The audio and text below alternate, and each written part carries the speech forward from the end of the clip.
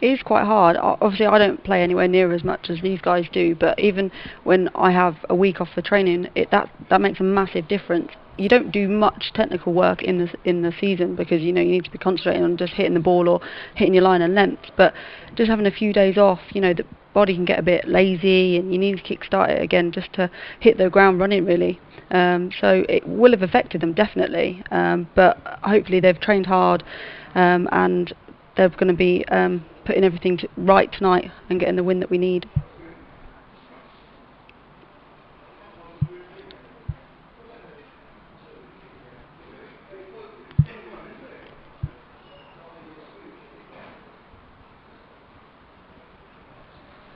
Yeah, definitely. And they would have tried. They wouldn't have nothing. They would have been still doing fitness stuff. But it is, being out, hitting balls, bowling right line and length, and practicing your fielding. You need to be doing it all the time to make sure you go out onto that ground, onto the pitch, like 100% fit and ready.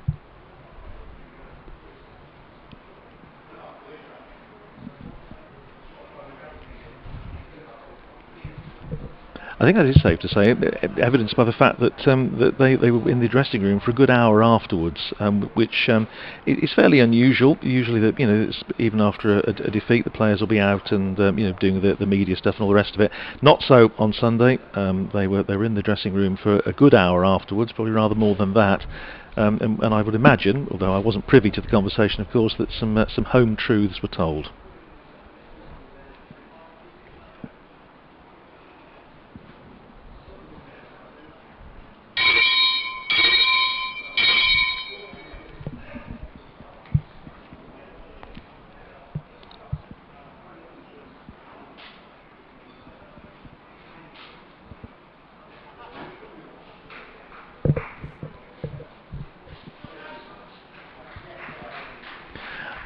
I think it is harsh, and I think it's a bit unfair. That said, I think it's inevitable when you are on a winning run that you play a side who, on the face of it, if you look at the table, which was certainly the case against Glamorgan, you think, well, yeah, okay, we really should be beating this side. Northamptonshire have only lost to Glamorgan on 2 previous occasions in T20 cricket before Sunday. So yeah, I think they obviously fancied their chances of winning that game.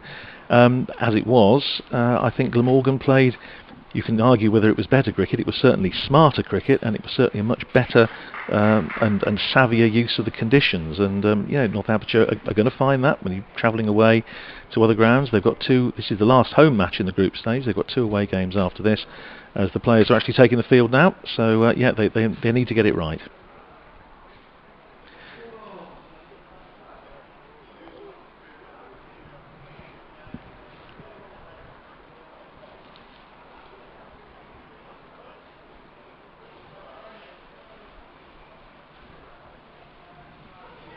Yeah, thanks very much indeed, Jake. Good evening. Welcome to our listeners wherever you are, whether you're in Northampton, Hereford and Worcester, or BBC Radio 5 Live Sports Extra. And also joining us for this Vitality Blast match at Wantage Road. Lovely evening here in Northampton, and the news is that Worcestershire have won the toss and have decided to bat first. Northamptonshire making 3 changes from the team beaten by Glamorgan on Sunday, with Tom Sole, Gareth Berg and Luke Proctor making way for Ricardo Vasconcelos, save, and Brandon Glover. And just before we get to the first ball that's going to be bowled by Josh Cobb, Frank, I'll hand over to you for the first ball, and you can perhaps also run down the Worcestershire side for us.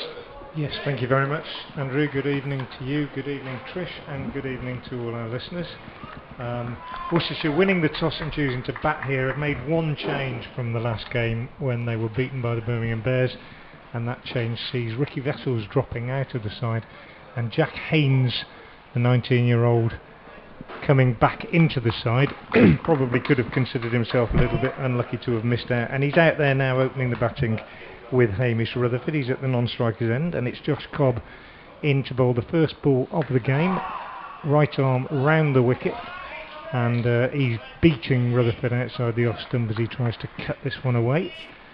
So opening with a slow bowler, Northants, as is often the case these days in T20 cricket. This second ball though is hammered away by Rutherford, square on the offside for 4, a little bit short and wide from Josh Cobb, and punished by Hamish Rutherford. So Worcestershire are away 4 without loss. I must say, having listened to you and Trish, Andrew, discussing Northamptonshire's inconsistency, I was just sitting here thinking I'd love to have those problems because Worcestershire this season in this format have not really got going at all, despite having played such good red ball cricket in the Bob Willis Trophy.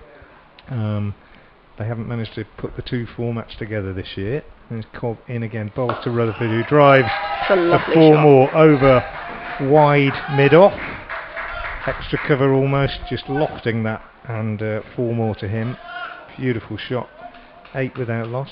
Yeah, in the last 2 years Worcestershire have played good white ball cricket and not very good red ball cricket. Spent the winter trying to put that right and have come back and played really good red ball cricket and not very good white ball cricket. That's been the nature of it at New Road this season. Here's Josh Cobb, 4th ball of the innings. He's in, round the wicket to Rutherford again. Short, this time pushed through a little bit more, and Rutherford goes on the back foot and pulls it away through the vacant mid-wicket area for a single. Safe save coming in to do the fielding from deep mid-wicket. So 9 to Rutherford, 9 to Worcestershire off 4 balls, and Jack Haynes on strike now against Cobb. Haynes the right-hander, so Cobb will change to over the wicket, and he's got a fairly conventional field for the power play. 2 men out on the leg side and 7 saving 1 inside the circle as he comes in and bowls to Haynes, who drives firmly straight back to the bowler, does his own fielding, and there's no run. 1 ball left in the first over then. Worcestershire won the toss and chose to bat. Cobb is in, bowls to Haynes, and Haynes drives up to long on quite sweetly, takes a single. End of the first over of the power play, and Worcestershire 10 without loss. Good start, Trish. Yeah, good start. I think just a little bit of mixture in length there, and definitely this first short one got punished. So good start for Worcestershire, definitely, but it can all change, can't it? A wicket can change it completely. So the minute definitely Worcestershire have got off to a good start.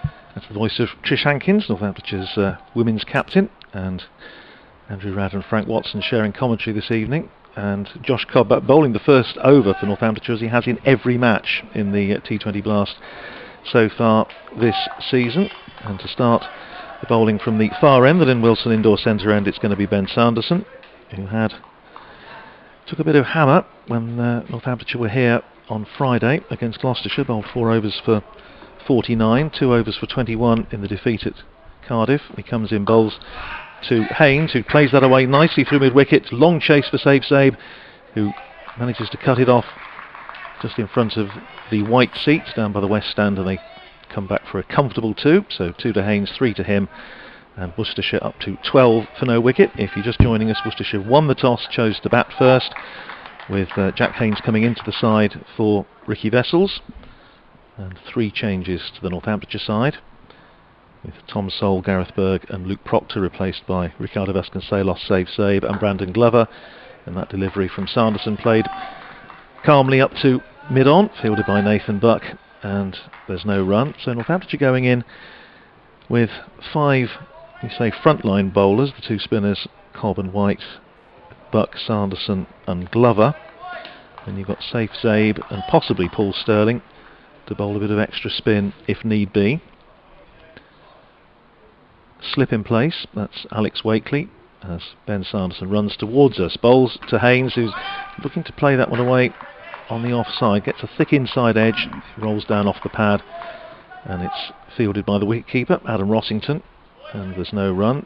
Selection of Ricardo Vasconcelos, an interesting one. He played when Adam Rossington was ruled out through a finger injury, because he can kick wicket as well. From a Northamptonshire point of view, I must say I like having him at number 6. It just gives you a little bit of flexibility in the middle order, which was sort of lacking, I think, in the last couple of games. Sanderson in again, bowls it, got a good ball, nips that one back, bounces a little bit as well to Jack Haynes. It just drops down off the pad. Once again, Rossington comes round from behind the stumps to field. Good start from Ben Sanderson. As I say, the last couple of games possibly wasn't quite at his best, but Northamptonshire really needing to get back to winning ways after 2 defeats. They're second in the Central Group table, but now 4 points behind Gloucestershire, who have of course played 1 game more. Sanderson in again, bowls and swing and a miss from Jack Haynes, aiming to hit that one back over the bowler's head, doesn't make contact, beats the outside edge and goes through to Adam Rossington. Yes, Gloucestershire of course having beaten the Bears by 50 runs earlier today, which gives them a 6th win. And Northamptonshire, having had the first game rained off, they won 4 in a row and now they've lost the last 2 against Gloucestershire and Glamorgan. Sanderson in again, bowls just short of a length to Haynes, who paddles that one away towards deep mid-wicket. Brilliant fielding on the boundary by Saif Zaib, and immediately comes back in the side, and he's made his mark on the match already with a couple of great bits of fielding. That was a terrific stop, certainly saved a couple of runs. They come back for 2, and that takes Jack Haynes up to 5 at the end of the second over. Worcestershire 14 for no wicket, and we talk about inspirational fielding in this format, Trish, and Saif Zaib just proving that once again. It looked like it had 4 written all over it, didn't it, really? It was a lovely shot out there, but it's quite a big boundary and he made good ground, and then, you know, you'd have him in the team most times, wouldn't you, if he could, because of his fielding alone. He's done some brilliant work this year.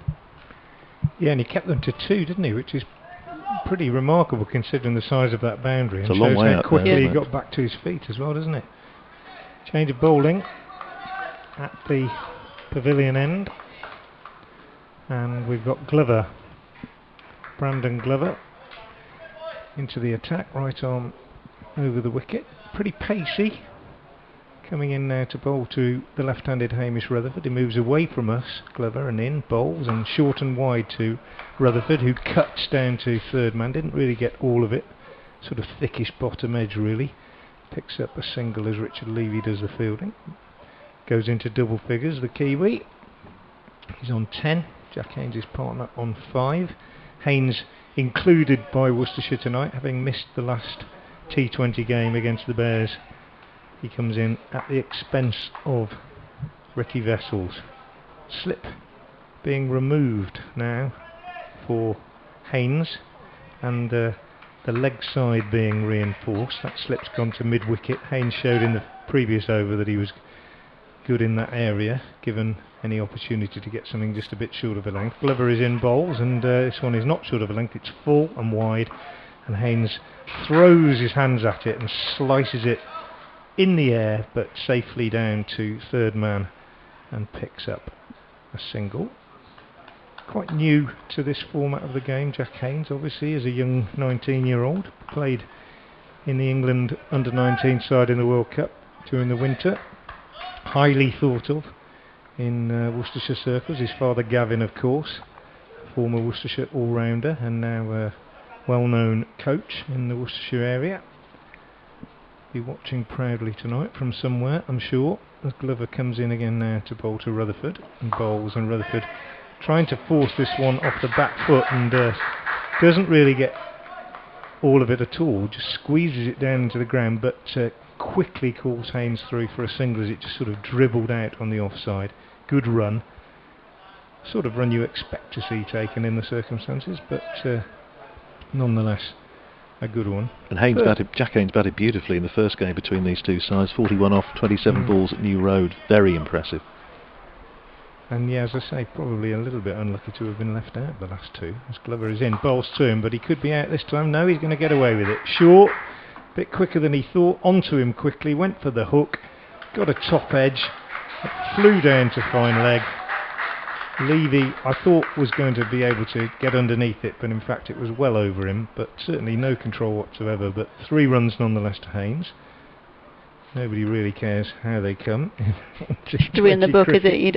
It could be a glorious cover drive for all anyone knows. Absolutely. Haynes goes to 9, and Worcestershire, having won the toss, 20 without loss. 2 balls left in this third over. Glover races in again, bowls short to Rutherford, who's out. Caught? No, he's not. I think he might have been dropped by Rossington, diving away to his right. Yeah, got a glove on it, Rutherford. Just reminded me of how Ollie Stone got Moeen out here 2 years ago, and the infamous dismissal when he then celebrated and missed the next year of cricket. It was a bouncer to Rutherford. He went for the pull shot, the hook shot, got a glove on it, and Keeper Rossington dived to his right, got a hand on it, but didn't hold on to it, hit the ground, and the ball ran out of his grasp, and they took a single. So 21 without loss. Last ball of the third over. Brandon Glover in, bowls Yorker to Jack Haynes. Well bowled, and applauded by the Northamptonshire coaching staff sitting away to our right. Dug out by Jack Haynes, but no run. End of the over. 12 to Rutherford, 9 to Haynes. Worcestershire 21 without loss off 3. And Brandon Glover, serious pace, doesn't he, Trish? Yeah. Just seen it in the T20, also in the one championship Bob Bliss Trophy rather match that he's played this season, Red Bull game. He has got genuine pace, and that of course is what he was signed for. Yeah, I haven't seen too much of him, to be honest. Obviously he's only joined the club recently, so you know, you can watch it on the TV, but watching it live, you can see how much pace he's got, and he kind of knows what he's doing with it as well, which is quite impressive as well, didn't it? That over was really good there. He sort of moved it around a little bit and got the batsman playing some false shots. Well, helped the Netherlands, of course, South African ball, but helped the Netherlands to reach the finals of the T20 World T20 as Nathan Buck starts the fourth over and forces Hamish Rutherford onto the defensive, plays up to mid-wicket where Alex Wakely fields, and there's no run. The two boundary riders during the power play for this over. Buck has got deep backward square just in front of the main scoreboard, and a third man, everyone else of course in the ring, looking to save the single. Yes, Glover coming to Northamptonshire this year, having worked in the Netherlands setup with Chris Liddle, who's now the bowling coach here at Northamptonshire. As Nathan Buck running towards us, bowls, and that's a huge hit by Hamish Rutherford. That's an enormous blow over the leg side. That's gone out of the ground. That's got into the gardens in Wantage Road, and if anybody's having a mid-September barbecue this evening, they may find a large white item on the coals. That was an enormous hit. Take me 3 hits to get it that far, right? Well, and that's with a driver. that was a good driver, and 3 iron, 2 possibly. The thing is, he didn't even hit that, did it? It was all just picked it up. Oh. Magnificent timing. 18 to Hamish Rutherford, 27 for no wicket in the fourth over. And it was one of those where the umpires didn't even think about getting that one back. They just scurried down to the box of balls on the boundary and picked out another one. Buck in again, bowls to Rutherford. It's a better ball, and Rutherford just giving himself a little bit of room, runs it down to third man, where Brandon Glover comes in off the boundary of the field. Smart bit of fielding. They pick up a single, 1 more to Rutherford, 19 to him, 28 for no wicket. Would have taken me 3 hits, Rudders, but I wouldn't have minded having one of the bats they have these days when I played. That was a magnificent hit, and it was one of those where sometimes you see the ball go in the air and you think, oh, just wonder if that's got enough on it. Well, that had enough on it to go into the street. That was a huge hit. What's Nathan Buck going to do as he continues his reply? And Haynes goes up and over the offside. It's running down towards the boundary. It's in the air a long time. It's chased back to the fence by Ricardo Vasconcelos. They come back for 2. Good bit of improvisation by Haynes. He goes up to 11, and Worcestershire up to 30 for no wicket in the fourth over, having won the toss and chosen to bat first. Just giving himself a little bit of room to open up the offside, which he did so successfully. As I say, it was in the air a long time, but nobody on the fence on front of square on the offside at any rate, as Buck comes in again, bowls to Haynes, who drives that over, extra cover. That's a super shot, and it's going to run away for 4. That's a handsome stroke by Jack Haynes. I say impressed very much. I think it was his T20 debut, wasn't it, against Northamptonshire in the match earlier in the season at New Road, and he's impressing again here. 15 to him, 34 for no wicket. Worcestershire, 1 ball to go in the fourth. Good positive start by these two. Still a little bit of daylight here. The lights, of course, on from the start. A little bit of breeze.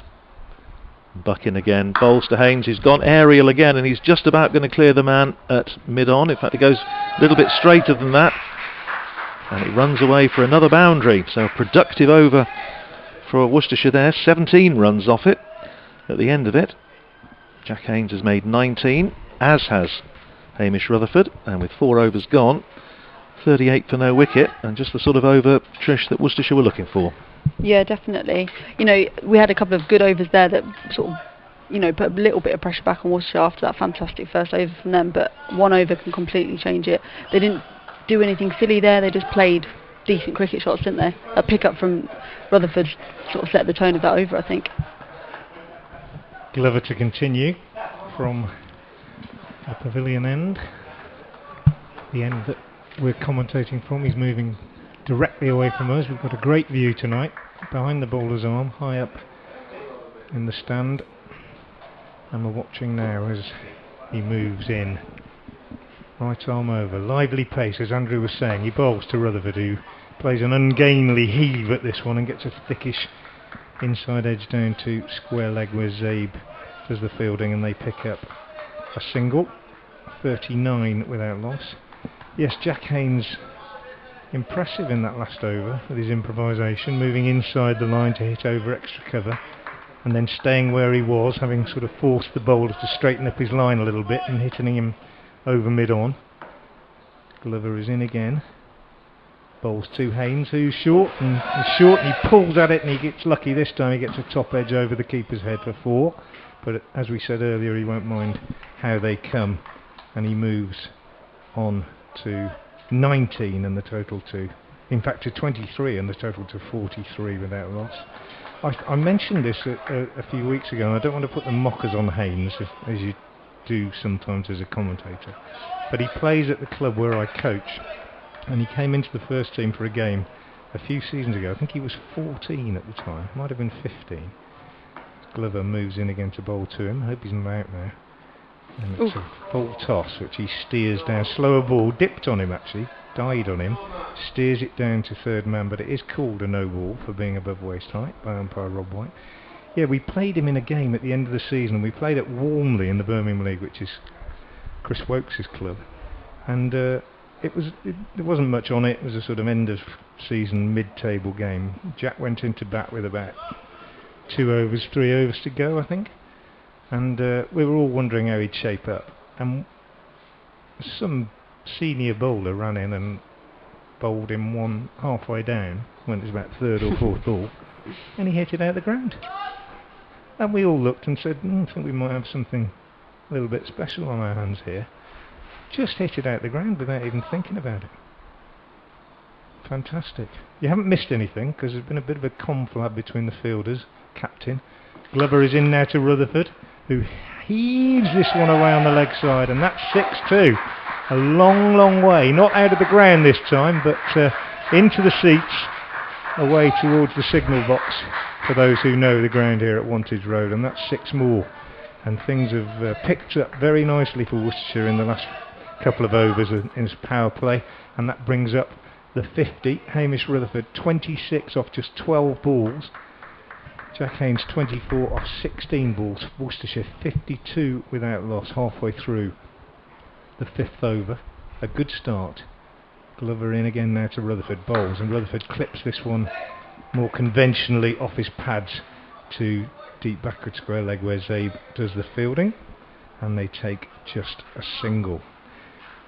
53 without loss. I was just thinking, Frank, where that ball landed, the last 6 to Hamish Rutherford, landed in the west stand, which is the traditional famed home of Northamptonshire's grumblers if they were in, so they'd have had something to say about it if we had spectators in this evening. I can just imagine them sitting there.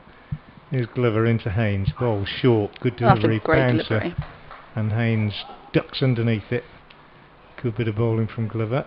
Especially after the over that's gone, isn't it? And especially after he top edged that hook 4, because he was obviously too quick for him on that occasion. And well played too, in a sense, because he wasn't drawn into anything rash, and he just ducked underneath it, which he could probably afford to do at this stage. With the runs on the board that they've got, definitely. Yeah. Glover in, 5th ball of the 5th over. He's in now, he bowls to Haynes, who, that's a cracking shot by Jack Haynes. Short and wide outside off stump, but absolutely smashed over cover point for 4. Last ball of the over. Scoreboard just caught up actually. In fact, it's still saying that's only 5 balls, but it's definitely the end of the over, and Glover is marching off to his fielding position, not in the best of moods, because Worcestershire have raced on to 57 without loss, and another, 19 off that over. Good power play, 1 over to go. 27 Rutherford, Haynes 28, and they'll be pleased they chose to bat first, Trish, I should think.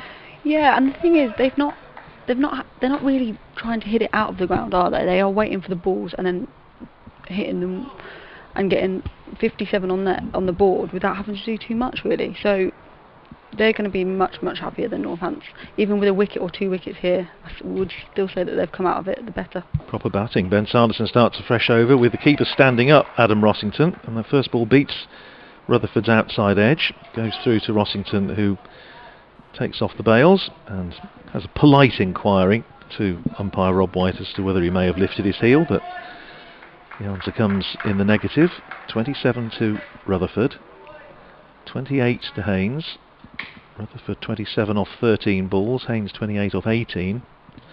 So terrific stuff from these two as Sanderson comes in again, bowls and forces Rutherford once again onto the defensive. He dabs it out onto the offside. It goes to Graham Weiss at backward point, and they pick up a single, a hastily run single, but one more on the total. 58 for no wicket, with 28 apiece to the two batsmen. You've obviously coached him well, Frank, Jack Haynes. No, I think his dad's done most of the work. Yeah. I might have got him. I might have taught him how to have a pint or two. Go on, take a bit of credit. Here's Ben Sanderson running in again to bowl, this time to Jack Haynes, who immediately gives himself some room, cracks that, and he's caught. You got him. He's caught at extra cover. It was a shortish ball. He's looking to flat bat it away through extra cover, but it went low to the fielder there, but extra. Paul Sterling took the catch, good low catch, and Haynes is on his way for 28. And Worcestershire in the 6th over, so the last over of the power play, have lost their first wicket. They're 58 for 1. And that'll be a relief, I would imagine, Trish, for Northamptonshire after taking a serious hammering in the last couple of overs. Yeah, he looked in good touch there as well. A little bit good catch. I think that was really good. It sort of seemed to go away from him a little bit, so it was a good catch to remove him.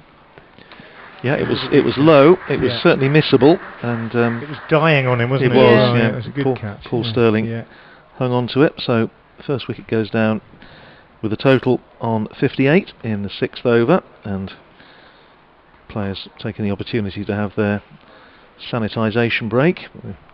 The tabarded 12th men that come on with the bottles of drink and sanitiser and various other important items. Jake Libby has replaced Jack Haynes at the crease, so the details of Haynes' innings: he faced 19 balls and hit 4 fours, and once again created a very good impression in this form of the game. So Sanderson now with a new batsman to bowl at. His boundary riders, once again he's got third man and deep square, and he's in bowled. First ball to Libby, who's off the mark straight away with a clever shot, nicely weighted, turned away through mid-wicket and saved Zabe. The only fielder out of the boundary on the onside had to make a lot of ground, which he did, but they picked up an easy 2, so Libby's away, 2 to him, 60 for 1 Worcestershire. So they're going to be looking at 65, 66 possibly in the power play. And Sanderson in again, bowls and forces Libby to play a defensive stroke. Haven't been too many of those of late, but he plays it back down the pitch. And Ben Sanderson fields, keeper standing up, Adam Rossington. The lights now having a real effect. The daylight's dying fairly rapidly, but it's very pleasant to be here commentating outside in shirt sleeve order in the middle of September. Frank's dressed for the beach. Very impressive. As Sanderson comes in again, bowls to Libby, who again is just tucked up by that one. That's a good ball from Sanderson, good line, about 4th stump, just short of a length, and Libby plays it into the offside. It's another dot ball, so at the end of the power play, much better over for Northamptonshire, just 3 runs off it and a wicket, with Rutherford on 28, Libby on 2. Worcestershire at the end of 6 overs are 60 for 1, and Trish, good response from Ben Sanderson. Yeah, Northampton could have come out of that a lot worse off, couldn't they? There's been a couple of really big overs from Worcestershire that have just played the ball that's been bowled at them. So, we could have come out of that 70, 75 for 1. So that was a really good over from Ben Sanderson. It was a good over. Josh Cobb is coming back into the attack now with the field a lot more spread than when he bowled his first over, obviously, with the end of the power play, which will suit him. Right arm round the wicket, the loft breaks, comes in and bowls to Rutherford, pushes this one through. Rutherford swings at it, gets a bottom edge, goes down to short fine leg, and it's not fielded cleanly, but they still only get a single. So Rutherford loses the strike, moves on to 29.61 for one. Jake Libby, who's been a tremendous signing for Worcestershire this year, top run scorer I think in the group in the Bob Willis Trophy, and has also been pretty productive in T20 as well. Waits now as Cobb comes in and he cuts this one away behind square. He'll get 2 certainly. He might get 4. He does get 4. As that's well placed, running away down there over a pretty quick outfield, and he goes to 6, and it's 65 for 1. I think I should just explain when Radha says I'm dressed for the beach that I am wearing a perfectly respectable pair of shorts. As Cobb comes in and bowls to Libby, who gets this one with a combination of bat and pad away on the leg side for a single. Pair of shorts, a t-shirt.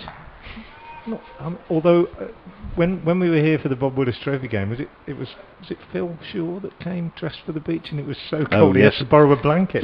Phil Rowe, Northamptonshire, former assistant head coach. Yes, had to borrow a blanket as Cobb is into Rutherford, who drives out to extra cover and picks up a single. So the score ticking along now, but a good power play for Worcestershire, spoiled slightly by that 6th over that only went for 3, but nonetheless I think 60 off a power play is pretty good going. Libby giving himself room to this one from Cobb, which is a little bit short of a length, and just punches it up to long on for a single.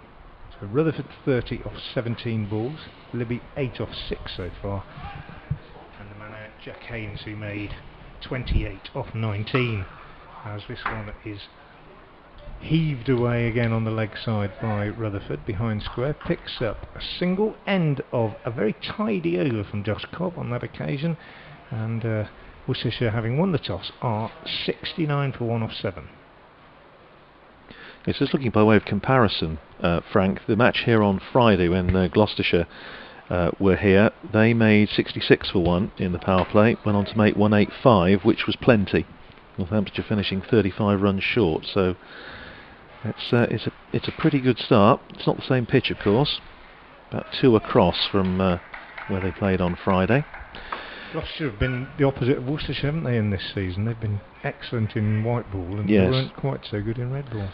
Well, Graham White is coming into the attack now to bowl his left arm spin. He's possibly been, in terms of consistency, Northamptonshire's best bowler in this competition so far this season. Some excellent returns, made some handy runs as well, and his White starts straight away right on the mark to Hamish Rutherford, who can just play that up to short mid-wicket. Josh Cobb, the captain himself, is just in there saving 1. He's got 3 men out on the leg side to the left-handed Rutherford, who tries to give himself a bit of room and cut, and he gets a single as it goes out to Ricardo Vasconcelos, coming in sweeping off the cover boundary. So 1 more to Rutherford, 32 to him, 70 for 1 Worcestershire. After winning the toss and choosing to bat first, they've lost Jack Haynes, caught Sterling, bowled Sanderson for 28, that was 58 for 1 in the 6th. And as we were discussing a moment or two ago, 60 for 1 in the power play, pretty good start. White in again, bowling round the wicket to the right-handed Libby, and Libby just playing that one back down the pitch, and White himself fields. Graham White now 33, plays exclusively white ball cricket. He was talking to us earlier in the season. He said he's had a very long wait to actually do anything this year, and that ball again is a dot ball, as Libby trying to open up the offside, giving himself a bit of room, and played it sweetly enough, but straight to the man Cobb again in that short extra cover position. And again, it's no run, just 1 run off the first 4 balls as White bowls. Libby goes aerial this time, just spears it over point. He's only getting, in fact, he's going to come back for 2. That's very good running. Thought it should only probably have been 1 as it headed out towards the cover boundary. Alex Wakely had a bit of ground to make up, and they did manage to come through Libby running very hard for the second. He goes up to 10, 72 for 1. So that's a good bit of cricket by Worcestershire. White in again, bowls, and Libby's going to get a single this time. He just plays it up to Vasconcelos, who has to come in off the mid-wicket boundary. Single to him, but again only 4 runs off Graham White's first over. 32 to Rutherford, 11 to Libby, 73 for 1. And Trish, I think it's fair to say that Graham White's been probably the standout bowler as far as Northamptonshire are concerned this year, across the whole of the case. Nathan Buck's had some good spells, but game in, game out, Graham White's been outstanding. Yeah, I think he's the one that you sort of throw the ball to, and you know you're going to get 3 or 4 strong overs out of him. Everyone else has chipped in at times, but he's definitely been the person that you can rely upon. He might not always take loads and loads of wickets, but he goes and bowls over like he did there and puts the pressure back on Worcestershire. Consistency, isn't it? I think that's the point. And it's about bowling in partnerships, isn't it? You know, bowling as a group and saying, all right, it doesn't matter that I don't get wickets, but I'm going to put that pressure on the batsman, and then the other teammates can take the wickets. Nathan Buck coming back into the attack at this pavilion end. It's more. I suppose I know what you mean about bowling in partnerships. In this format, it's kind of more like bowling in a bunch, isn't it? Yeah. Because you're not really in a partnership for very long. There's so many bowling changes, aren't there? There's Nathan Buck in, bowls to Libby, who's cramped for room, but still manages to ease it away on the onside, upish, but there's no fielder inside the circle on the leg side, so he gets a single. And he moves on to 12, and the total to 74 for 1. There's no hiding place for the batsman with this scoreboard, is there? Because after you score, it shows how many balls you've faced. So you can't really. You're constantly reminded, aren't you, if you're slipping behind the rate a little bit, or you're not trying to. You've got to score a runner ball at least, haven't you? Really, in the top 6 in T20 cricket. And if you're not, you're constantly reminded by this board. Buck into the left-handed Rutherford, who gets in a right mess with this one. Initially looking to give himself room, then Buck sort of followed him, I think, and he ended up just jabbing the bat at it and lobbed it up on the offside. It would have been a catch to a silly mid-off, but I've never seen a silly mid-off in T20 cricket. 74 for 1. Rutherford on 32. He's played a couple of magnificent shots for 6, but equally on a few occasions like that one, he's got himself a little bit in a tangle. Here's Buck again, into Rutherford, bowls, and this one Rutherford does get into a better position and pulls it away on the leg side, and he picks up 2 down to deep backward square leg. Good running again. Total goes up to 76 for 1. Worcestershire having lost Jack Haynes, who played very well in a partnership of 58 for the first wicket. Hit 4 fours off 19 balls before he was well caught by the diving Sterling. Extra cover off Sanderson.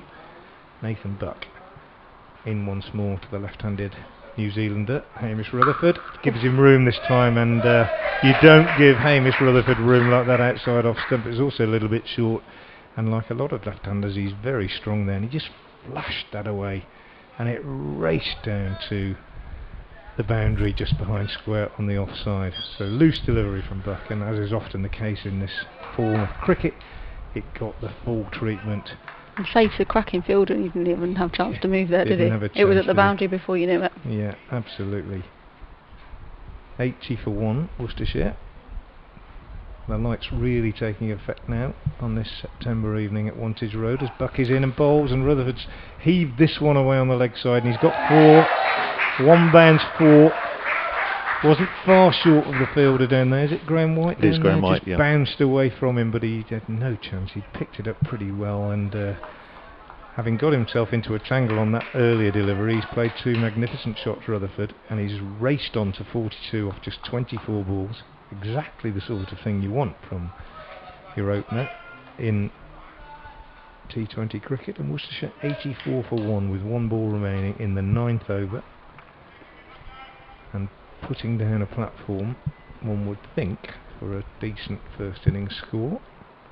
Buck is in again and bowls to Rutherford. That's good delivery, and a great reply. Rutherford, I think at one stage looking to play a little sort of up and over the keeper, but in the end I think he just dropped his hands underneath it and allowed it to go through.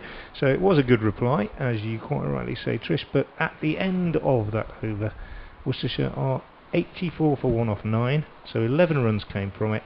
And I don't know, what do you reckon, Trish? Who would you say is? Would you say it's even Steven? Would you say Worcestershire are slightly ahead? It's difficult to say, isn't it? It is difficult to say. I think the pitch is playing fairly well. But I would probably say Worcestershire are on top slightly here. I think Northampton would have liked to have taken another couple of wickets by this stage. I don't think they're bowling particularly badly. I just think the pitch is playing nicely. Graham White starting his second over, having conceded just 4 runs off his first, and that first delivery is played down behind square for a couple of runs by Jake Libby. Again, very quick through for the second. Brandon Glover was running out from in front of the signal box quickly to the ball, but Libby again running very hard to the danger end. He goes to 14, 86 for 1 at the start of the 10th over. White in again, bowling to Libby, who works that away on the onside, and he's going to pick up a single as Ricardo Vasconcelos comes in off the mid-wicket boundary. One more run to Libby, who's 15, 87 for 1. Sitting down in front of us, Stephen Crook, who's big 6 under the second tier of the pavilion on finals day against Essex off Sean Tate in 2013, is still remembered fondly by all Northamptonshire supporters. Well, me and 1 or 2 others. White in again, bowls to the left-handed Rutherford, who swings that one away towards the deep mid-wicket boundary. That's a super bit of fielding down there on the fence. That really is an excellent piece of fielding by Alex Wakely. Certainly saved a couple of runs. They come through for 2, but that looked as though once again it had 4 written all over it. Brilliant to see. I hesitate to call him a veteran. One of the senior members of the side. Still got to do it, haven't you? Absolutely. 44 to Rutherford, 89 for 1. White in again, bowls to him. There's an appeal for LBW as he looks to just run that down, but he picks up a leg by as it dribbles down towards third man, and Richard Levy comes round to field. Rob Bailey saying not out very quickly and then signalling the leg by. So 1 more to the total, 90 for 1, but White, as he has done throughout this season in the T20, posing all sorts of questions for the batsman. Good variation, and as Trish said a few moments ago, consistency has been the key this year for him. White in bowls a very high sort of flighted full toss, and I think probably Libby will feel that he missed out on that, because he only got a single as he drove it out to extra cover, once again fielded by Alex Wakely. Picks up 1 more run, 16 to him, 91 for 1. He would have been hitting, I'm aiming to hit that a little bit straighter. He just didn't quite get all of it, and it went out to extra rather than through mid-off. White in again, bowls, and that's swept by Rutherford down to Paul Sterling, who's fielding a deep backward square in front of the main scoreboard. That ends the over with Rutherford on 45, Libby on 16. 8 runs off that one, and at the halfway stage Worcestershire are 92 for 1. I did spot, Trish, that Saif Zaid was possibly having a little bit of a limber up. I wonder if they might try another spinner. Yeah, I think obviously Josh Cobb went for a few, but he bowled his first one in the power play. I think a little bit slower bowling might work on this pitch. Well, I think they certainly, indeed, yeah. He is coming on. I think probably they were left short of a slow bowler on Sunday when they only had White and Cobb on a pitch that cried out for pace off, and Zabe obviously wasn't available for that match, and Sterling didn't bowl, so they've certainly got the quota of spinners back up for this game. So it is Zabe who's coming on to bowl left arm over the wicket to the left-handed Rutherford. I think T20 throws up a kind of trend every year. I'll enlarge in a minute. Zabe is in bowls to Rutherford, and he nearly gets him. He goes back to a ball pushed through quite quickly, and he ends up just playing it down into the ground, and it bounces up, and Rossington takes it, whips the bails off, but there's no chance of a stumping. I wonder if he's ever played against him before. He might not have done, Zabe is in bowls, and this time he hits him straight down the ground for 6. He thinks, well, I've seen enough. The quicker one was nearly got me, but that one hit straight down the ground for 6, and that brings up Rutherford's 50 off just 30 balls. 98 for 1. Yeah, going back to my idea about trends in bowling, I think 2 years ago it was the slower ball bouncer. That was the one that everybody was using all around the country. Pat Brown became very, very proficient at it. And then last year it changed a bit, I think, as he bowls again to Rutherford. He hammers him down to long on, but only a single this time. 99 for 1. Last year it was more about little cutters into the pitch, bowling into the surface, I think. And this year it has really been pace off, I think. All the games I've watched on TV, the ones I've seen live with Worcestershire particularly, it's been pace off. And Worcestershire's probably most successful bowler has probably been Darryl Mitchell. As Zaid takes a fantastic return catch here to dismiss Jake Libby. Gave himself room, hammered it straight back. Pretty unlucky to be dismissed in that way, but he's gone caught and bowled by Zabe, who did well to keep his face out of the way. He sort of ducked underneath it and took it above his head. So really good catch, and that ends the partnership of 41 for the second wicket between Libby and Rutherford. Worcestershire 99 for 2 in the 11th. That was a cracking catch. He didn't have any time really, did he? I think it might have stung those hands a bit. Yeah, but well, you know what they say, you've got to catch them off your own bowling. Yeah, you can't drop them. You can't drop them off your own bowling, can you? No, you've got to catch them. But it was an excellent catch. 99 for 2. It was a good partnership. Libby can consider himself a little bit unlucky, I think, but he has gone for 16, made off 15 balls, and the new batsman is Ben Cox, who was promoted to number 4 in the order at Taunton last Friday and justified that with an excellent unbeaten 50, and we're hoping he can do something similar today. Not the sort of player who smashes it down the ground, as I was repeatedly saying on Friday, but the sort of player who proves via one or two inventive shots and a little ramp here and a sweep there that there's more than one way to score quickly in T20 cricket, even more than one way to find the boundary, and that tends to be Cox's way. Anyway, he'll be on strike against Zabe, the left arm spinner, who will go round the wicket, proving once again, I suppose, that pace off is the way. He's picked up that wicket, although it was with a fairly flattish delivery that he pushed through, and Libby hit it well. I think if you're out like that as a batsman, you can't really criticise yourself too much, can you? Zabe is in bowls, flighted this one up to Cox, who just has a sighter and pushes it out on the offside. And there's no run as the bowler does his own fielding. Change in the field for Cox, a man coming over from mid-wicket to short extra cover as Zabe is in, bowls, and Cox works it away on the leg side for a single. Nathan Butt coming in to do the fielding. End of a very tidy over despite having gone for a 6. That one from Zabe. Worcestershire 100 for 2, so 8 off the over and 6 of those off one ball. Pretty tidy otherwise, and he did pick up that second wicket.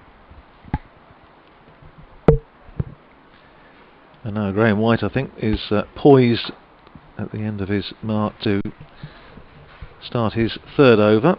He's bowled 2 overs for 11 so far, and just a bit of consultation between bowler and captain Josh Cobb, at the end of which Cobb is just coming in to be the only fielder in the circle in front of square on the onside. He's coming into mid-wicket. They've got a man on the 45-degree angle, backward point, extra cover. Those are the 4 saving one in the circle as he bowls to Cox, who goes for a sweep, gets a top edge, clears the man at 45, that's Richard Levy, and runs down towards the boundary at backward square, but Glover is round to cut it off, and they pick up just a single. So Cox is off the mark with, rather, he had one more. He got a single at the first over, didn't he? So he's got 2 and 101 for 2.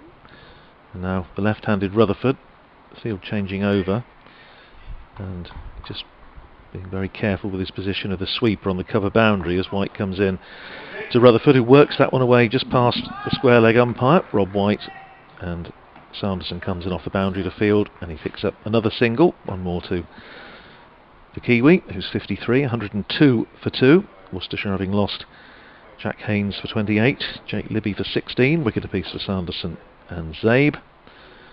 And White in again, round the wicket to Cox, who goes for the little reverse sweep. Doesn't get a lot of it, just goes down to Ben Sanderson at short fine, and they pick up a single. Takes Cox to 3, and the total to 103 for 2. So 3 balls, 3 singles so far. And White once again running in towards us, and the Lynn Wilson's end fired in at leg stump, and Rutherford giving himself a lot of room and playing the ball out to the man on the cover boundary, who Graham White was placing so precisely. Goes straight to him, so he got that bit right. And they pick up just a single. One more to Rutherford, 54 to him, 104 for 2. Worcestershire in this, the 12th over of this central group match. Live cricket on the BBC from Wantage Road this evening. White in again, bowls to Cox, who aims to sort of whip that away through mid-wicket and just gets it on the bottom of the bat, and it skews out into the onside. They pick up a single as Adam Rossington has to run round from behind the stumps to complete the fielding, having got rid of a glove. So it's 5 balls, 5 singles, 105 for 2. 1 ball to go in the 12th over. White in again, bowling to Rutherford, who takes a step back, spears that away over extra cover. He's going to pick up 4 for that. 4 good runs, beats the man out there on the cover boundary. Had to make a lot of ground. He timed that really well. Good execution, good bit of imagination and awareness of where the fielders were, and Rutherford picks up another boundary. He's 58, and at the end of the 12th over, Worcestershire 109 for 2. I always think, Trish, there's more than one way to score quickly, isn't there? You know, if you're not a big hitter, you can pick up lots of 2s, can't you, when the field's spread, and you know, you don't have to be whacking boundaries all the time to get 10 and over, do you? No, I was going to say about Libby, he wasn't in for a massive of time, but he was so busy. You know, he was pushing those 1s into 2s, which you puts pressure straight onto the fielders, doesn't it? Because, you know, you're running around the boundary, you know that they're going to go for 2. So sometimes you can take your eye off the ball. So he was very, very busy between the wickets. Anyway, Nathan Butt will continue. He's going to be bowling to Ben Cox. Cox is on 4. 109 for 2. I'd like to put an appeal out to Worcestershire listeners to get busy on Twitter, because everybody's retweeting your tweet, Trisha, and we haven't got any Worcestershire people tweeting at all. Here's Nathan Buck, he's in bowls to Cox wide down the leg side. Signal the wide as Rossington takes. So if you are listening and you're a Worcestershire supporter, tell us what you think of this good start that they've had. Andrew Rad is at oldmanrad, all lowercase. I'm at Frank Watson 58, and Trish is at Trishy Hankins with capital T and a capital H. So do let us know if you're listening and what you're thinking. You might even be watching and listening to our commentary on a feed, I think. So Nathan Buck is in bowls to Cox. That's a good delivery. It's wide and full. It's slow, and Cox gets it away for 4, but I think he's been, well, it's a good shot. He's got a little bit lucky. I think Buck almost did exactly what he wanted to do there. It's that full wide Yorker, and it dipped a little bit. Slightly slower ball as well, but Cox just got underneath it. I often say with Ben Cox, I think he's a pretty good hockey player, and he occasionally plays a shot where you see that bottom hand just come in and punch through at the last minute. I think for a split second Graham White thought he was in business at backward point, didn't he? I think he did, but it's 4 more to Cox. He's 8, 114 for 2. What will Buck's response be? He's in now and bowls, and this one's slower again, but short, and Cox pulls it round on the leg side. That's really great running again from Ben Cox. As soon as he hit that, he wanted to, and he ran that first one so quickly, and Rutherford knew that Cox was the one going to the danger end, so he was able to go a little bit more slowly and turn and look, and he saw Cox racing back for the second. Good running. Cox didn't even have to look, did he? He knew straight away. He goes to 10, 116 for 2 in the 13th over. Nathan Buck is in, bowls to Cox. This time he will just get 1 as he works it away on the leg side, and the fleet-footed Safe Zabe comes in from deep mid-wicket to do the fielding. So Cox 11 off 8 balls, Rutherford 58 off 34, and the 2 men out, Jack Haynes, who made 28 in a partnership, 58 for the first wicket with Rutherford, and Jake Libby, who made 16 in a partnership of 41 for a second wicket. Twitter's getting busy now, I can hear them. Go ahead, listen to that phone. Come on, you Pairs fans. Here's Nathan Buck in to bowl to Rutherford. He bowls and Rutherford gives himself room again and slices this one away on the offside. Great shot again. Got inside it, full of length from Buck, and he just sliced it over cover point for 4. Knew exactly what he was doing. Excellent shot. And he's on good form tonight, Hamish Rutherford. He's promised quite a few times for Worcestershire this season without really going big, but this is just the sort of knock that Worcestershire will have been hoping that he will have produced, having joined them for this white ball campaign.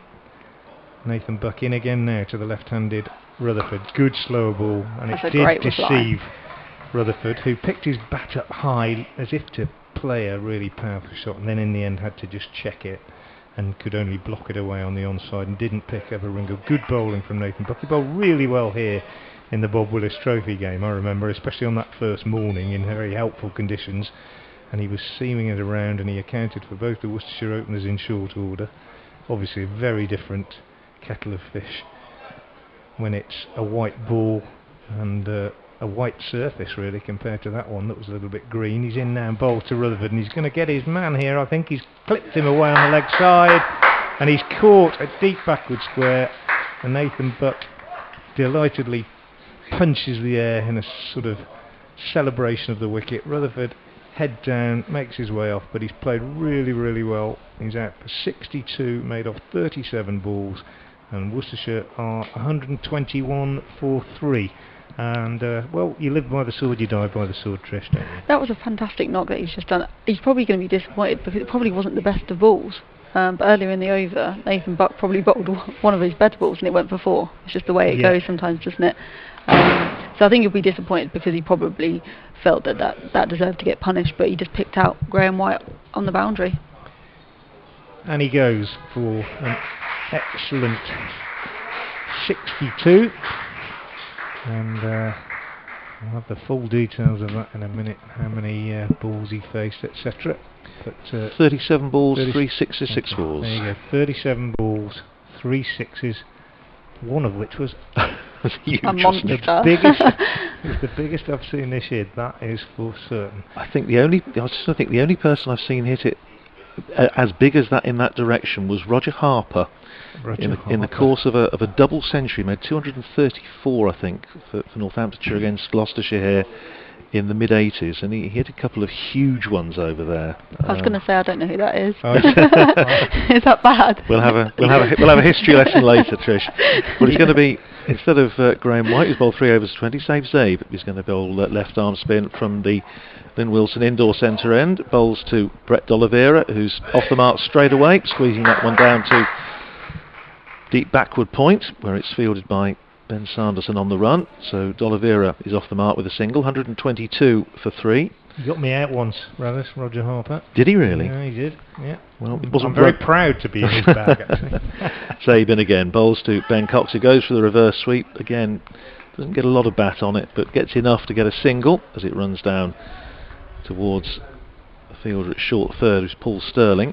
So one more to Cox, who's on 12, 123 for 3. Zabe already back at his mark. Bowls to D'Oliveira, who drives that up to extra cover, but that's a dot ball. It's fielded by Alex Wakely just on the edge of the square.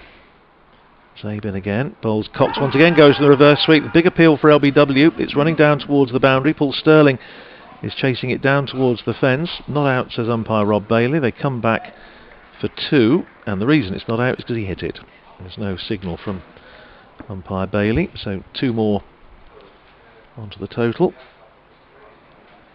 And 125 for 3. Zaben again bowls to D'Oliveira, who gives himself room, steps down the pitch and plays that away through backward point, and he's going to pick up an easy 2 as it goes down to Ben Sanderson once again, having to make quite a bit of ground from the front of the main scoreboard. 127 for 3. D'Oliveira is 5. Cox on 12. 3 men out so far. Haynes for 28. Libby for 16. Rutherford for that excellent 62 off 37 balls. Dropped. Difficult chance to the keeper when he made 11 down the leg side of Brandon Glover. Zabin again bowls, and D'Oliveira pulls, but picks out the man on the bounce, Brandon Glover, at deep backward square in front of the west stand. So he picks up a single. Tidy over there from Zabe, a quick over as well. At the end of it, 7 runs off it. D'Oliveira 6, Cox 12, and Worcestershire 14 overs gone, 128 for 3. Yeah, that when I say Roger Harper got me out, I was playing for I think the Midlands Club Cricket Conference against the Young West Indies at Stratford-on-Avon. They had George Ferris, they had Courtney Walsh, they had a battery of quicks, and I got out to the off spinner. They came here, I think that was about 82, wasn't it? They came over and something like that. Yeah, Roger was very popular. Fantastic fielder. Do you remember what a great fielder he was described at one point as the most expensive 12th man on the county circuit because he didn't know he was getting the Northampton side. Graham White is bowling to Brett bit of D'Oliveira from the pavilion end, and D'Oliveira drives that out on the offside, and there's a half stop. Well, it's a bit unfair to call it a half stop. It's a fantastic stop at extra cover by Josh Cobb.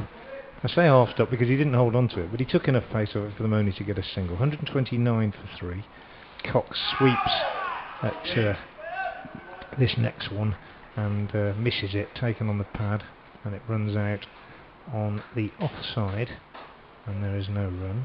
The Graham Gooch run out in the MCC bicentenary match. That's one I was remembering. I'm sure lots of people listening and watching this stream will remember that. As White is in again and bowls to Cox, who comes down the pitch. White sees him coming, drags it down, but Cox still manages to manufacture something, just punching it up to long on for a single.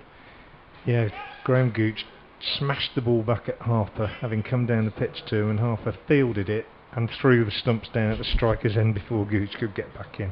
Most incredible piece of fielding. He really was a magnificent cricketer. White in again, bowls to D'Oliveira, who heaves this away on the leg side. That's a good shot. He's bisected the fielders at long on and deep mid wicket. Very cleverly placed by D'Oliveira.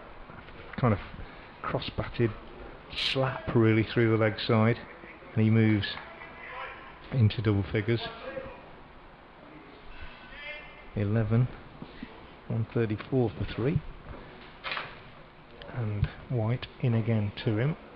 Bowls and he's down the pitch and just pushes this one up to long off for a single, and the score moves on to 135 for 3. D'Oliveira goes on to 12. We're in the 15th over, so 5 left after this. Worcestershire will be hoping for in excess of 180, I would have thought. As White comes in again and bowls. This one is short to Cox, and he pulls it away, trying to repeat the shot that D'Oliveira played earlier. Doesn't quite get hold of it as well as D'Oliveira did, and consequently a good bit of tag team fielding by Zabe and Wakely means that they only get 2. But nonetheless, a good over from a Worcestershire point of view, with 9 runs coming from it, and after 15 overs, 137 for 3. What do you reckon, Trish? 180? 190? In excess, I think. They've got plenty of wickets in the bank, but the problem is, obviously, if you lose loads of wickets, you're putting the pressure on the new batter incoming. So they're probably going to want these two to stick together for a little bit longer.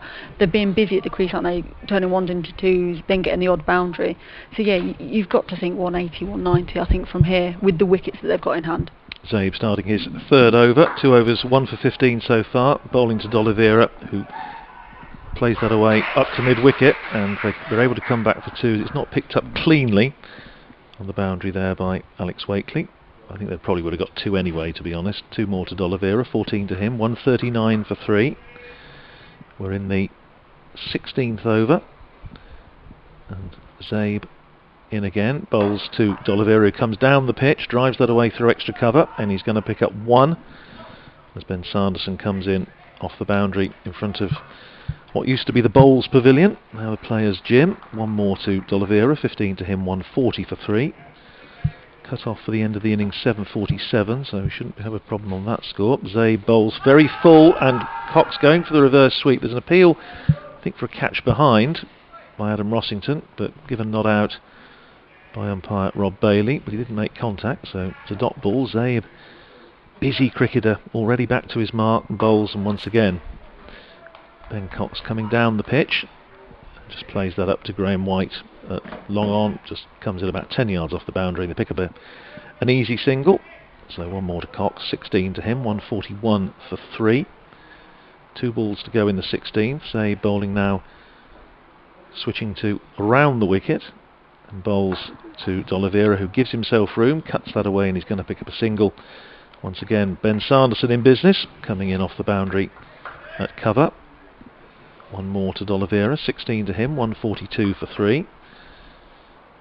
I will do a birthday greeting after this delivery, if that's all right with you. We've had all sorts of messages coming in, which were very nice to receive. There's Sabin again, bowls to Cox, who plays that one away up to mid-wicket. Going to think about coming back for 2. Wakely in quickly off the boundary this time. Wasn't going to make the same mistake as he did earlier in the over, and this time he's quickly to the ball, sends in a good return, and although they thought about 2, they couldn't, so just the single. Cox is 17, D'Oliveira 16 at the end of the 16th over. Worcestershire 143 for 3. I've had a message through to say that Alan Claridge, big supporter of Northamptonshire, has celebrated his birthday yesterday. He would love to have been at the game tonight, as I'm sure thousands would have been, but many happy returns for yesterday, Alan, and I hope you're enjoying our commentary of the game this evening. 16 overs gone, 143 for 3, 4 to go, and Frank reckons 180. I think that would be a pretty good score. As I say, it's interesting looking back at the last game here, just a few days ago. Gloucestershire made 185 for 6 in their 20, and that, as I say, was plenty, but it wasn't. It was a different sort of pitch. This looks to be playing, as I think Trish made the point earlier, rather better than that one did. There's a little bit more pace in this one. That one was really very, very dead, although not as dead as the one at Sophia Gardens on Sunday. Change in bowling. Just Oh. new over is begun by, is it Brandon Glover. Yeah, Glover, and he's short and wide outside the off stump, and he nearly gets his man because Cox cut that away over White at backward point, and it only just eluded him. So Glover, who we saw bowl quickly earlier on, was taken to task a little bit by Hamish Rutherford, but returns into the attack and immediately concedes a boundary. 147 for 3. Always nice for the batters if they can get a boundary early in the over. I think takes a little bit of pressure off. Having said that, they only got 6 off the last over, which isn't what you want in the last 5. Cox heaves this one away on the leg side and is caught at backward square leg by Wakely, I think. Sanderson, I beg your pardon. He didn't quite get hold of it. Splice really, as he tried to pull it away, and again a sign that that was just on him a little bit more quickly than he thought, which confirms what we said about Glover. He's got some pace about him, and he just cramped Cox up, and he wasn't able to get the middle of the bat on it, just hit it slightly high up on the bat, and that went to square leg and was caught. 147 for 4. I think Trish, Northamptonshire needed that wicket at just that moment. I think that's a timely one. They just needed to break that partnership and break that momentum, because these two were just starting to put together a handy little partnership. Yeah, now it's pressure on the new bat, obviously to try and get runs and put the runs on the board for when Northants have to come out and chase. I think that last over put a little bit of pressure on, even though they got a 4 off the first ball. You're still thinking about that. We need to get 180. Especially with the lineup that Northampton's got. Definitely. So Glover gets his man. Yeah, I think 180 is a minimum really, and you might be hoping for more. Ross Whiteley's the new man, as Glover comes in to bowl to D'Oliveira, and he bowls, and D'Oliveira cuts down to third man, picks up 1, in fact comes back for 2. Good running, and it's all about the fumble down there this time. Coming back for 2. The culprit is going to be named by Andrew Rabb. Nathan Buck. I name Nathan Buck. Yeah, I say named by Andrew Rabb because he had the binoculars on him. It's quite a long way away from us down there. We're right at the back of the stand. It's a great view, I'm not complaining, but it is occasionally difficult to identify players. You can't see the numbers and they're that far away. 149 for 4, number 20, Glover moving in away from us. Bowl short to D'Oliveira. Plays a great shot. A cross-batted pull, I suppose, over mid-on. Bit too straight really to call it a pull. Slap. It's a T20 shot. Anyway, it's gone to the boundary. It's a good shot from D'Oliveira. He's only a small man, but he does play that well. He knows exactly what he's doing. Plays it quite frequently, that shot. And it went to wide-ish long on for 4. And he moves on to 22. He's made off just 13 balls. and Worcestershire 153 for 4. I'm saying 180. Some teams would be looking for more.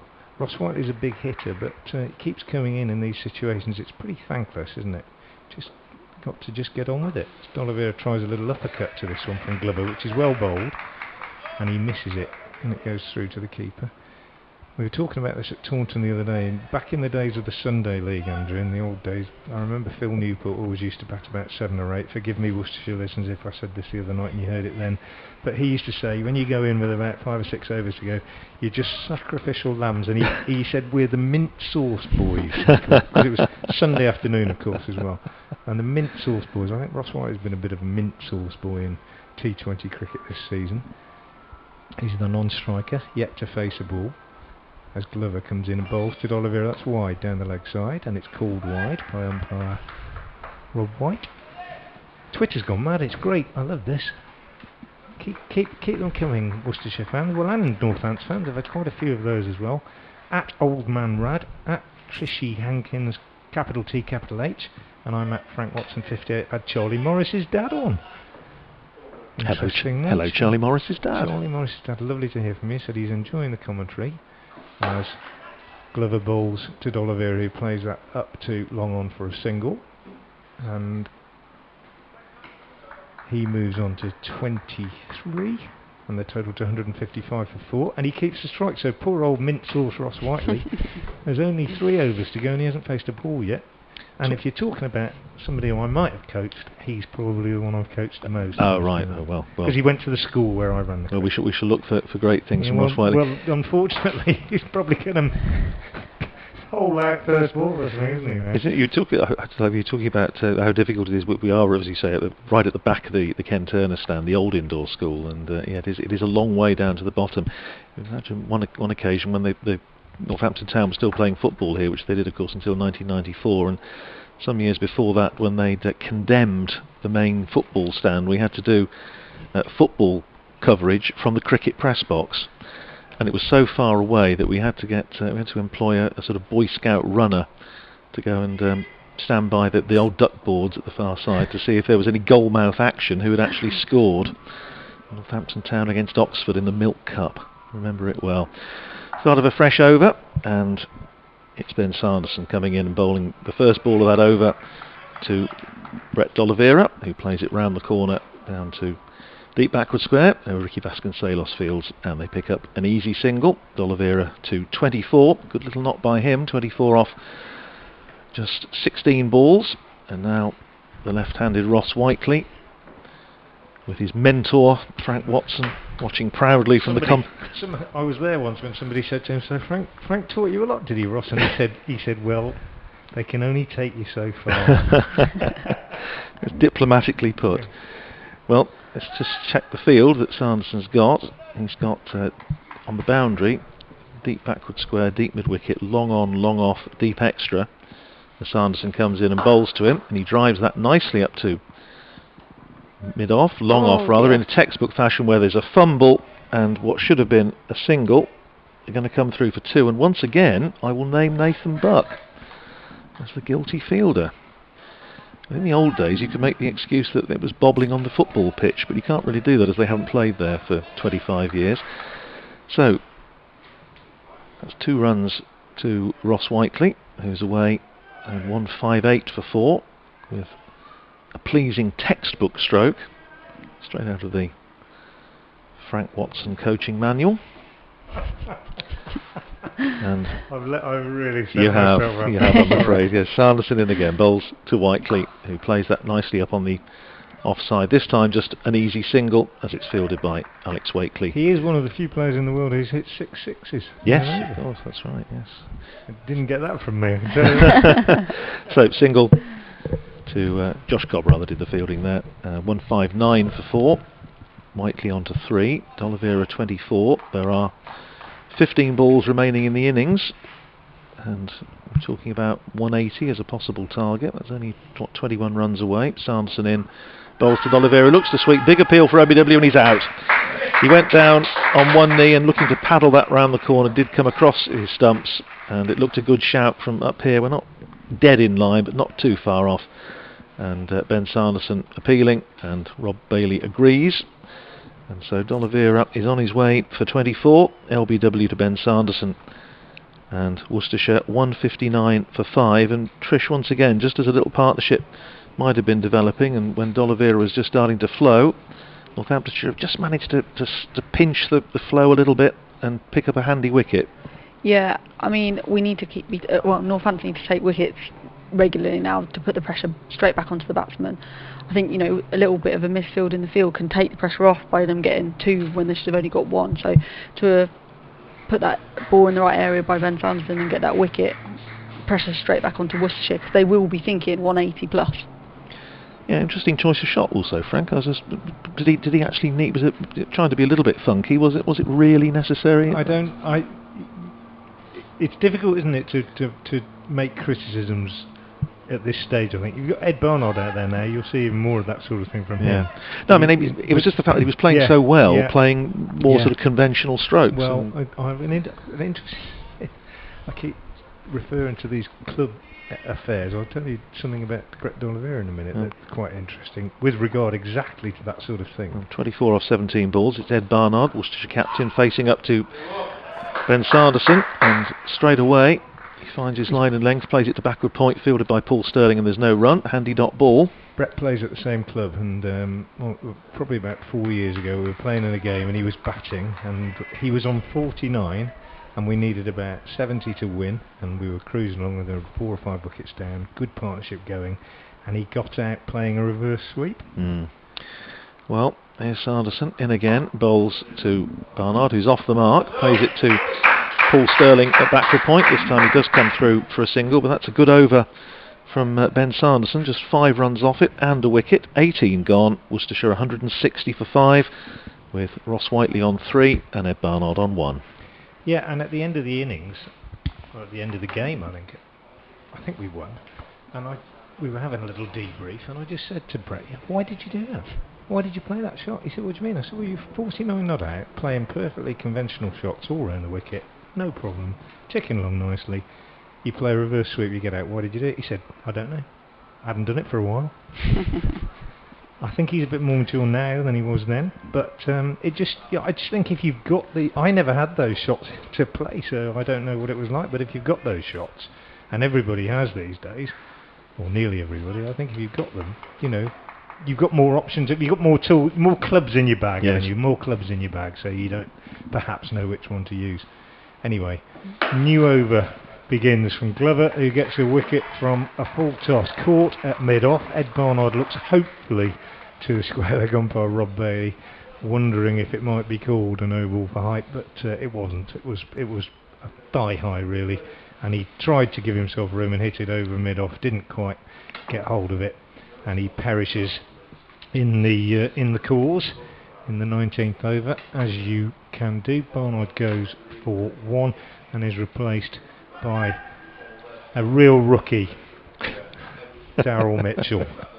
Never heard of him. Chairman of the PCA, opens the batting in red ball cricket, had a really good season, has got runs batting at 9 in the T20 this year, and not a bad chap to have coming in at this stage. But Barnard gone for 160 for 6 in the 19th.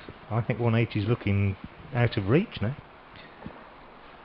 Yeah, I think Northamptonshire have just had a good little 10 minutes there, haven't they? Picked up a couple of wickets, a couple of tidy overs.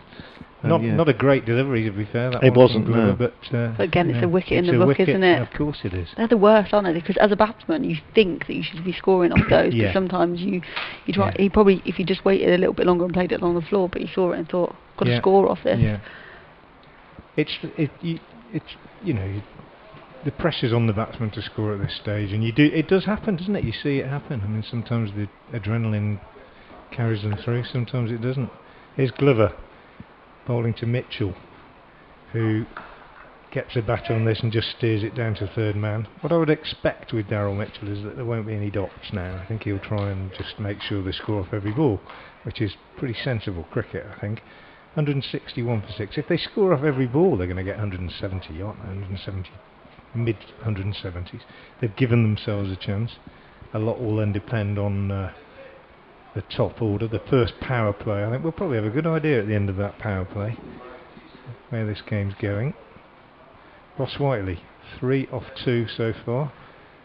This is what I mean. It's pretty thankless, isn't it? If you're Ross Whiteley, you're in the side to bat, and you come in and he's faced 2 balls, and there's only 10 left in the innings. As Glover is in, bowls, and Whiteley drives beautifully straight up the ground. Timed it well. They've taken 1, but they won't get a second. And there's good fielding by Graham White. Very quick. Us. Yeah, very quick, and throws right-handed, even though he bowls left arm. And they get a single. So Whiteley goes to 4, 162 for 6. Worcestershire having won the toss and chosen to bat. It's been entertaining stuff. I've enjoyed it. I think Hamish Rutherford batted beautifully. There have been good contributions from Haynes and Cox and D'Oliveira, but at no stage have Northampton really lost control. As Glover comes in and bowls to Mitchell, who plays a short arm pull away on the leg side. Hits it well. Keen for a second, but can't manage it. Good fielding again. Fielding's been pretty good, with the odd exception I won't name. He's probably had enough stick tonight. But no, the fielding generally has been pretty good, hasn't it?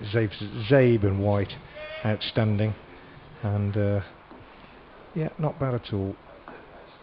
Lovely scene, floodlights illuminating the arena as Glover comes in and bowls to Whiteley, who heaves a full toss away on the leg side. But again, only a single. So this over so far proving pretty useful for Brandon Glover. He hit that too well, didn't he? He absolutely middled it, and he just flew straight to the fielder, and there was only ever going to be one. He's bowled a couple of quite loose deliveries and got away with them, Glover. Possibly because he's got a bit of pace. But anyway, 164 for 6 with 7 deliveries left. I think we're looking more like 170 than 180 now. Worcestershire feel they've fallen a little bit short of what they might have done. Glover is into Mitchell. He bowls, and Mitchell just gets inside this, pushes around the offside, wants a single, but Whiteley sends him back, and I think that's a statement of intent from Whiteley. He says, I'm going to take this last over and see if I can go big, because he is capable of doing that. Although, saying that, in the last game against the Birmingham Bears, the 19th over bowled to Whiteley, he didn't get a bat on about 5 consecutive deliveries. Henry Brooks bowling, varied his pace lots, and Whiteley was trying to swing and hit the boundary and wasn't able to do so. Anyway, 1 over left, 164 for 6. Mitchell has 2, and Whiteley on strike on the launch pad on 5. And it's going to be Ben Sanderson to bowl the final over. 3 overs, 2 for 12 so far, so he's been certainly statistically the pick of the Northamptonshire bowlers. Picked up the wickets of Jack Haynes and Brett D'Oliveira. He's going to be bowling round the wicket to the left-handed Whiteley, and he's got a deep backward square, a deep mid-wicket, long off on the boundary, long on the boundary, and extra cover on the boundary. He bowls to Whiteley, who drives that up to the man at long on, and he's going to pick up just a single. Again, he hit it well, but he hit it straight to the fielder. That's his Graham White down there, and they're able to come through just for the 1. So Whiteley up to 6, and Darryl Mitchell will take strike. 165 for 6, 5 balls to go. It's noticeable. You talk about Darryl Mitchell and his value to this Worcestershire side. Certainly in the Bob Willis Trophy match here, Northamptonshire were absolutely delighted to see the back of him in each innings. You could see he didn't get a huge score in either innings, but he's still a very prized wicket in red ball cricket in particular. Such a great servant to Worcestershire and to county cricket generally. Sanderson comes in and bowls to him, and he scoops that away like a good one, and it's gone down to the boundary, where it's fielded very well by Ricardo Vasconcelos in front of the signal box, and they come through for 2, with Mitchell scampering to the danger end. Yeah, he's highly respected by his fellow professionals, which is what happens when you become chairman of the PCA. Yes, you're not going to block your copybook there, are you? Good bit of fielding by Vasconcelos, picked it up well. 4 to Mitchell, 167 for 6, 4 balls to go, and mid-off now up in the ring as Sanderson bowls to Mitchell, who pulls, goes down towards the boundary at mid-wicket, and there's a despairing dive on the fence, which doesn't manage to stop the ball, and it goes away for 4, so a very handy boundary for Darryl Mitchell, who goes to 8, 171 for 6. Alex Wakely it was, down there, who had a Gave it the full length dive. Just couldn't quite get a hand to it. Vasconcelos was there to support, but it beat the dive and went for 4. So 7 runs off the first 3 balls of this final over. 171 for 6. Sanderson in again, bowling to Daryl Mitchell. Once again comes across his stumps, looks to drive up on the offside, just rather scuffs it and picks up a single as it goes to extra cover on the edge of the circle. So Whiteley's got the strike back for the last 2 balls potentially. 172 for 6. Mitchell 9. Whiteley 6. Worcestershire talking about 180 as being a decent target to set. Well, 2 balls to go, 2 boundaries, and they'll get there exactly as third man comes up into the ring. That's Brandon Glover. So Sanderson, who's bowling round the wicket to the left-hander, has got to be precise with his line here. He is there. That's a good ball, very full length. It's dug out by Whiteley, and they're going to come back for 2 as he's running to the danger end, to the keeper's end. Well run. Decent bit of fielding again by Saif Zaid coming in off the boundary. It was all about the length, that, wasn't it? Got it right up there. Right up in the block hole, and he just dug it out. Got plenty of bat on it, but only managed to pick up 2. 174 for 6. Whiteley on 8. 1 ball to go, and Sanderson just taking a moment and runs in towards us. Bowls to Whiteley, who drives straight back down over the bowler's head. He's going to beat the fielder down there, and that's a boundary to finish. So Worcestershire not too far short of that target that we were talking about. It beat Graham White running across from long off, and at the end of the Worcestershire innings, Ross Whiteley finishes not out 17. Daryl Mitchell is not out 9, and Worcestershire at the end of their 20 overs have posted 178 for 6, and Trish, I think they'd be reasonably happy with that. I think Worcestershire had a couple of quiet overs, and 180 looked a bit of a distance away, a couple of wickets, but that last over can change it again.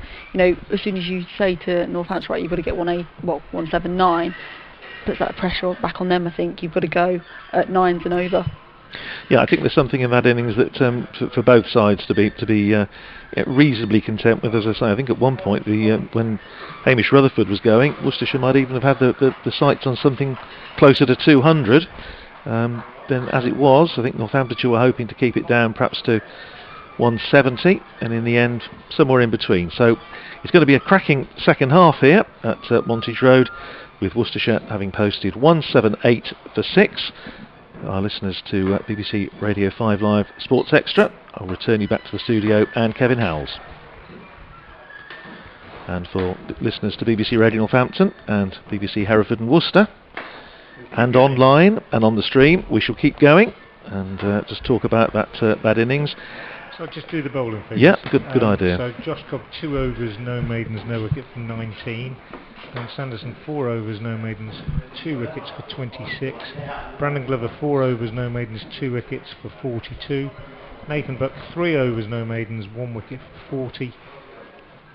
White 4 overs, no maidens, no wicket for 29. And Saif Zaid 3 overs, no maidens, 1 wicket for 21. So nobody really suffering. You could say that Glover was a little bit expensive, but he also did pick up a couple of wickets. The highlight of the innings for me, probably the Rutherford 62, played really well. Well, it's worth it for that. 3 sixes and 7 fours. Worth it for that enormous 6, yes, wasn't it? Magnificent shot, wasn't it? I'm saying is one of the biggest we've seen here for a while. Yeah, what was slightly surprising was Nathan Buck, who's been very, very tidy in the competition so far and produced some excellent figures, particularly the game that springs to mind, the one at Edgbaston, the Glamorgan game, when he finished with 4 for 29, and he's made useful runs as well. But he was a bit costly this evening. Trish 3 overs for 40. I'd be a little bit disappointed with that. Yeah, he will be massively disappointed as well. It sometimes goes that way, doesn't it? You can go and have bowl the best that you normally do, and then the following game you just can't seem to get it right. He'll be disappointed. He'll also be disappointed with the way he fielded. But lights take effect, pressure of the batsman running so well.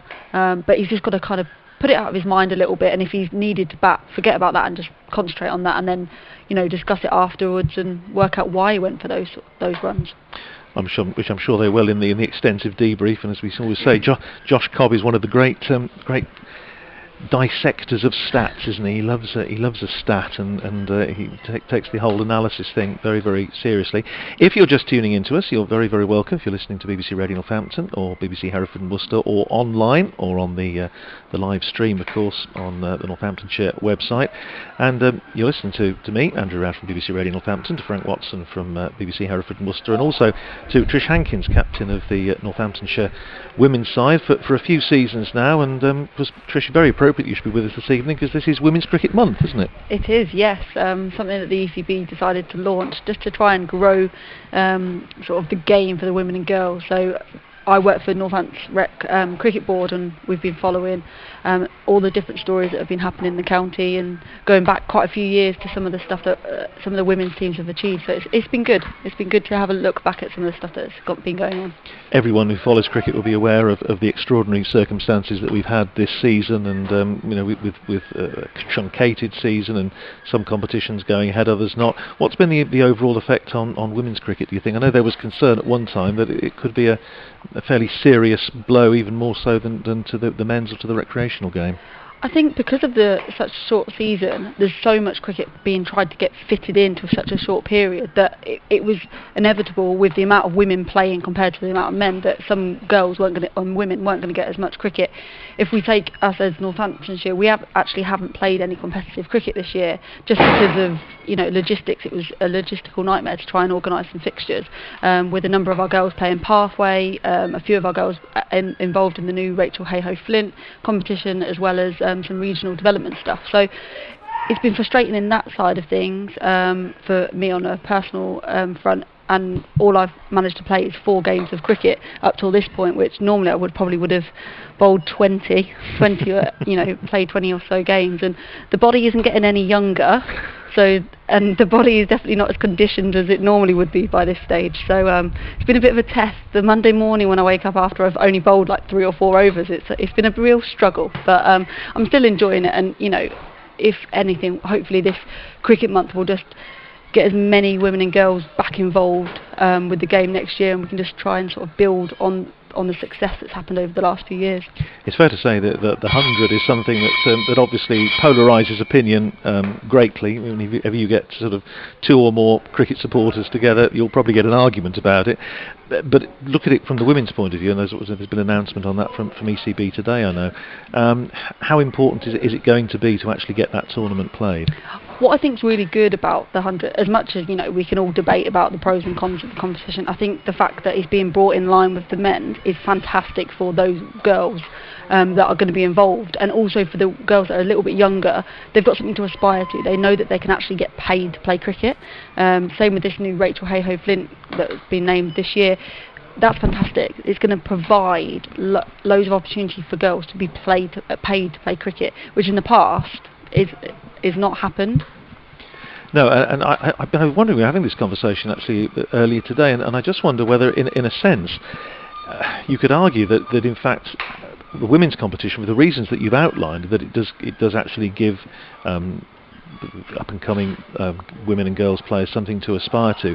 It actually, and to have the new teams, the newly named teams, it actually makes more sense almost to have it as the women's competition. There's obviously the big argument against the men's competition, is that because we all support our own counties, and obviously it's different teams, and you're sort of alienating some people who will just follow their counties and aren't really bothered about teams that are based 100 miles away. But it's slightly different for the women's game, because there's not quite that tradition of, certainly not professional county cricket. So maybe the 100 actually makes almost more sense as a women's competition. Yeah, if we look at Northampton itself, we haven't always played at the highest standard. We're one of those teams that probably the standard that we play in Division 3 isn't quite good enough, but that step up is probably too high. So then we lose a lot of our good players to these better counties. So then it takes away. Whereas now with these sort of competitions, like you said, people are more likely just to follow cricketers in general, so they don't mind following London Spirit, for instance, or anything like that. So I do think it's actually going to be good for the women's game. And yeah, I think people will just follow cricket in general rather than, like you said, stick to just following their county. Yeah, okay, well, it's good that there has been some women's cricket played this year. That's very welcome. As I say, I think there's a lot of concern about the future of the women's game, and it's great that we're actually having some meaningful cricket played this year. Well, certainly meaningful cricket here tonight at Wantage Road, where the lights are now on and it's just darkness surrounding us, and we're this oasis of light in the centre of Northampton. And here we're just about to watch the start of the Northamptonshire reply, needing 179 to win. Worcestershire's innings built around 62 from Hamish Rutherford off 37 balls, 3 sixes, 6 fours. Handy contributions from Jack Haynes, who made 28, Brett D'Oliveira 24, Ben Cox 20, and Ross Whiteley 17 not out at the end. And it's going to be Richard Levy and Paul Sterling opening up for Northamptonshire, and Charlie Morris is going to bowl the first over for Worcestershire with a slip in place, and the boundary riders are going to be at third man and at deep mid, or deep, in fact it's not really mid, it's more like deep square, but in front of square, just in front of the scoreboard.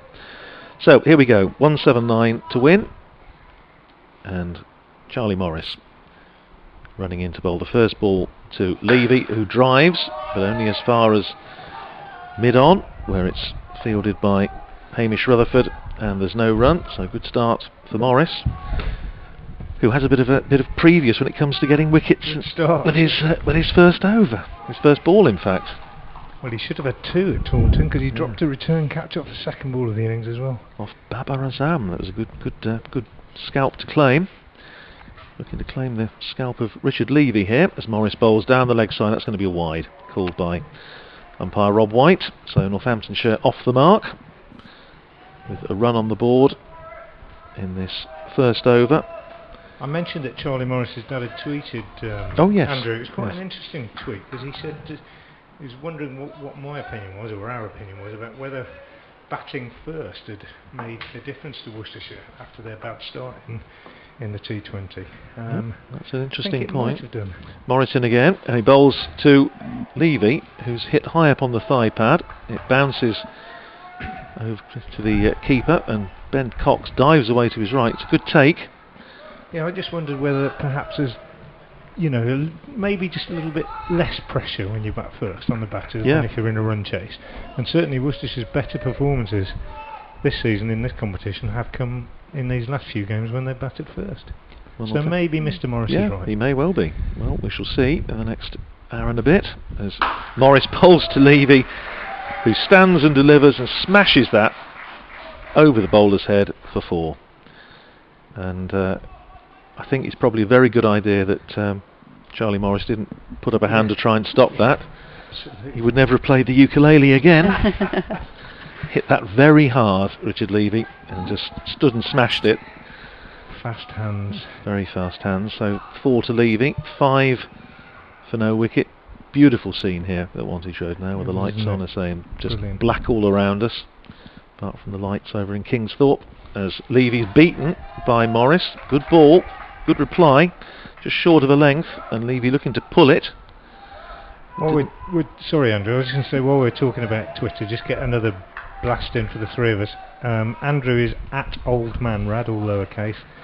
Trish is at Trishy Hankins with a capital T and a capital H, and I'm at Frank Watson 58. I do enjoy it when we get a bit of feedback, and had 1 or 2 people suggesting Worcestershire might have got 190 odd or whatever. Do let us know what you think about how it's going. Absolutely. Morrison bowls to Levy, who does pull this time. It goes down to the boundary, where one of the 2 boundary riders is located, just in front of square, and he picks up the single as it goes down there on the bounce. So 5 to Levy, 6 for no wicket. Paul Sterling about to face his first ball.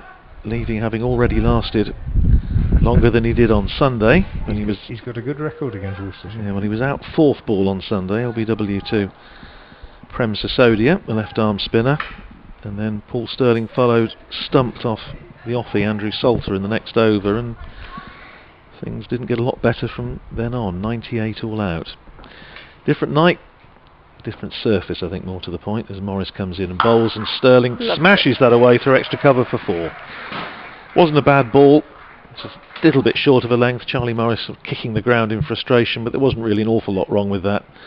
But Sterling, once again, the speed of his hands, which was the point of the innings that he played, and the thing that will live with me, that innings he played at New Road at the start of the tournament. Speed of his hands through the ball was just astonishing. End of first over, and the Steelbacks are 10 for no wicket. Well, they're two big, strong, powerful batters, these two, aren't they? And Worcestershire got 10 off the first over as well, so honours even at this stage. But two big men, they're not going to be herring up and down between the wickets. They're going to be looking to hit boundaries, and in the power play, that's absolutely the thing to do. And they're not going to have to contend with spin either, because Dylan Pennington is going to take up the attack from the far end of the ground from us, the indoor cricket school end. He comes racing in now to bowl to Levy, and he bowls, and Levy just heaves him away on the leg side. Play yourself in, Richard. It's not pretty, but it's very effective, and I don't mean that rudely. I'm a big fan of Levy, as you know, Andrew, but he just walked into it and smashed it over mid-wicket. Can we welcome back our listeners to BBC 5 Live Sports Extra, who are rejoining the match.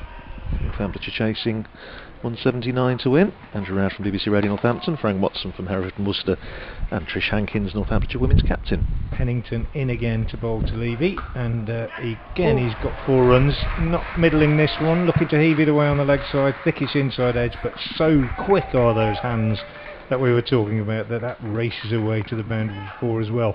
And it's a baptism of fire here for Dylan Pennington, young quick bowler. His first 2 balls hammered to the boundary by Levy, waded into the first one and swiped it over mid-wicket for 4, and that one just a bottom edge really, but his hands are so quick it raced away. It's a real test for the young quick bowler here. No margins for error whatsoever. Levy on 13 already as Pennington is in and bowls, and this one's 4 more, short and heaved away on the leg side over square leg for 4, backward square leg. And Levy, well, he only knows one way to play, and in white ball cricket anyway, and it's highly entertaining and very damaging if you're the fielding side if it comes off. 22 without loss off just 9 deliveries with Steelbacks. And Dylan Pennington actually, of course, got him out in the match at New Road, the only wicket that the Rapids took that afternoon. Okay. Here comes Pennington, under a lot of pressure as he's in and bowls to Levy, and he drives, and he's nearly got him out again, but he's got 4 more runs. It's over mid-off. Barnard diving away. It's not gone for 4, it's only gone for 3 in fact. It's stopped just inside the rope. Barnard diving high to his right. Goalkeeper style. It was almost like he tipped it over the bar, didn't that would have been absolutely fantastic, wouldn't it? He is a brilliant fielder, but it's 3 more to Levy. 25 without loss. He's on 20 off 9. Barnard took a catch at Old Trafford last year in the T20, which I described on commentary, and I stand by it, as the best catch I've ever seen. Running around the boundary, diving full length, one-handed, in the rain. Anybody who watched the stream or heard the commentary will remember it, I'm sure. It really was astonishing. But then, you see them so regularly these days, don't you, on TV and so on. Some just amazing catches these days.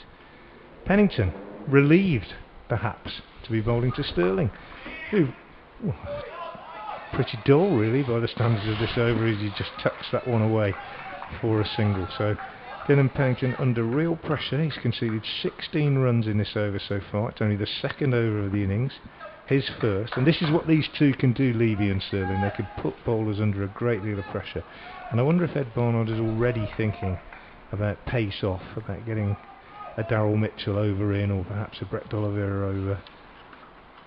Pennington in to complete the over, bowls, and this one smashed back over the bowler's head by Levy, and that's 1 bounce for 4. In fact, it's 6, signalled by Ed Barnard. It's a really, really expensive over, and Levy, actually, I think he had a bit of a word with Pennington at the end of that over, but it was a very expensive one. 22 came from it, and after 2 overs, The Steelbacks, whose target is 179, are 32 without loss, and you wouldn't really want to be bowling, Trish, would you?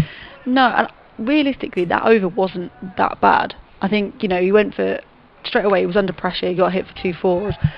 Levy just proved how he was going to play, because that ball wasn't a bad ball, and he only just got it over Barnard, didn't he? So yes, it puts immediate pressure straight on to the youngster, and it is. I always say it's a batter's game sometimes, isn't it? It is when the ball's white, I think. Well, here's Charlie Morris, who's going to start the 3rd over. He's bowling to Paul Sterling, who's made 5 off 2 balls, rather overshadowed by Levy so far. Looks to pull that, he's clothed it, and he's caught.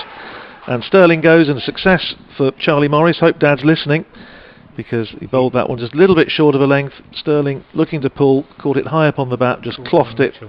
Caught by Darryl Mitchell.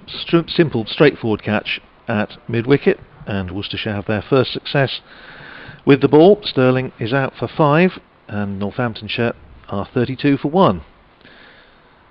And you just feel Paul Sterling, as I say, hasn't had a great last couple of games, and he's missed out again here, Trish.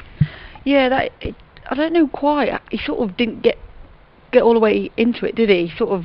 I don't know whether he was stopping halfway through the shot, but he just didn't seem to go through. Those hands didn't come through the shot, and it's just unfortunate. You had a couple of really good overs there, got ahead of the pace, and taking that wicket could completely change it. But hopefully Levy stays confident. Cobb probably is in need of some runs. He hasn't scored too many through the competition. No, he hasn't had a great competition with the bat so far. Certainly in the last couple of games since the resumption of the competition. He was out for a duck against Gloucestershire on Friday and made 11 in the debacle when Northamptonshire were bowled out for 98 at Sapphire Gardens on Sunday. So yeah, you're absolutely right, in need of some runs, and more to the point, as far as he's concerned, Northamptonshire really in need of a win here to get their T20 campaign back on the rails after 2 successive defeats, and still targeting, they would hope, a home quarter-final. But a quarter-final, of course, is the first priority.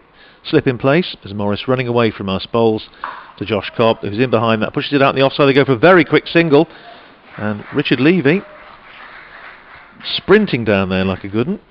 Managed to get through okay. The throw hits the stumps, but Levy was well home, so Cobb away straight away with a single, 33 for 1.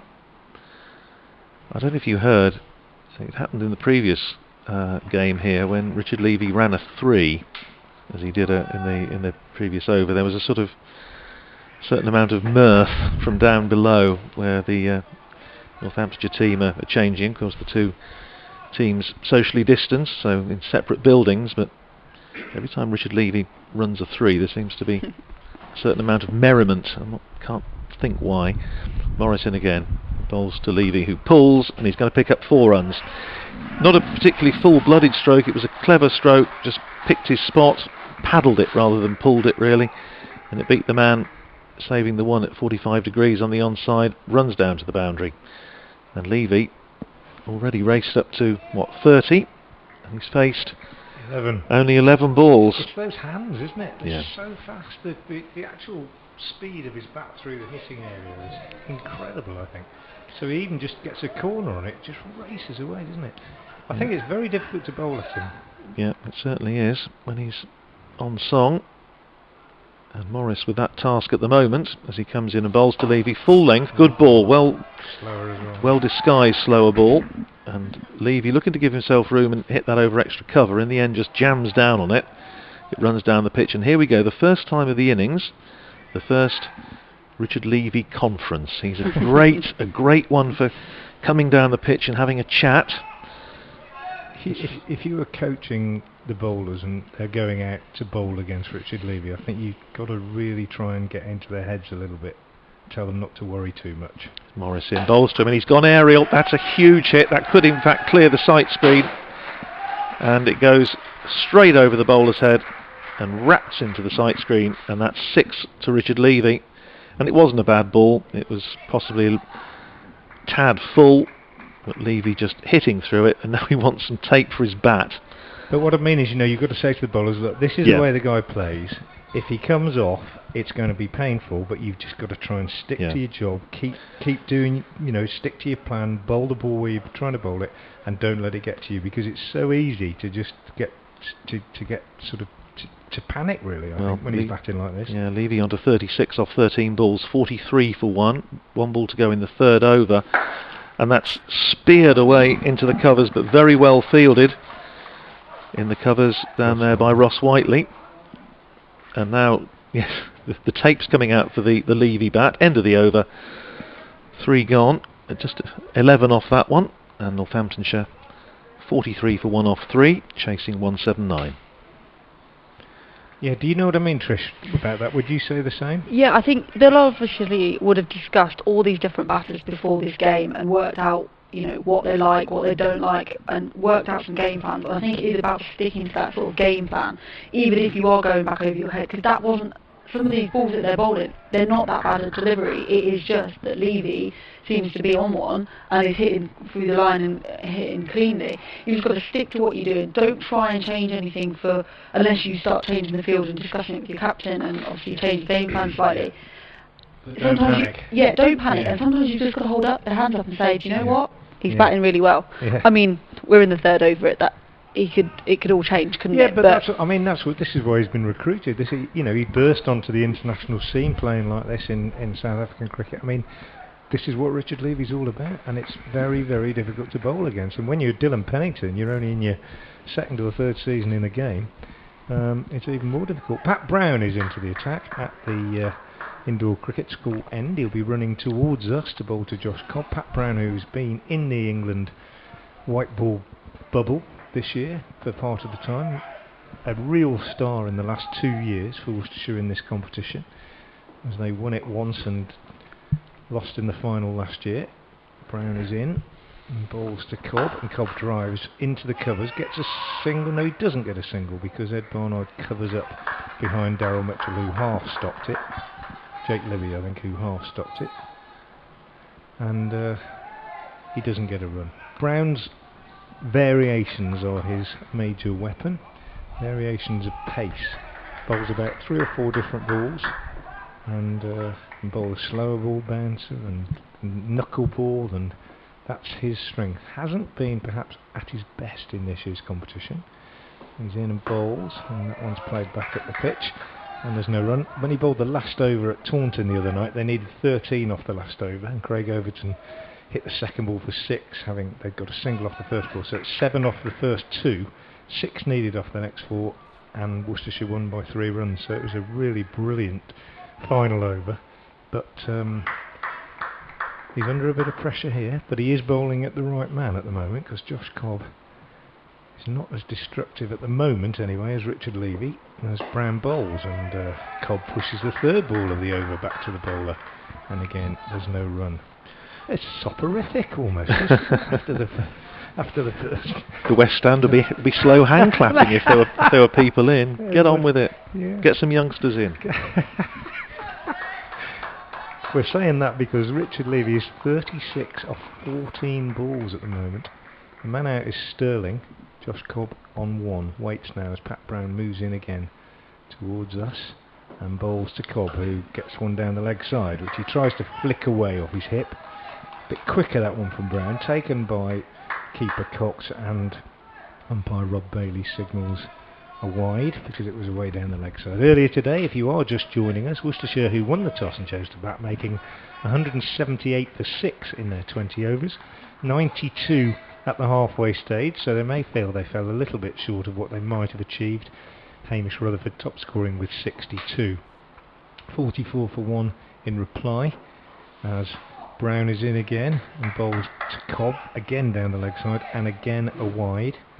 So slightly disappointing after 3 dot balls to start the over. Pat Brown following up with a couple of wides.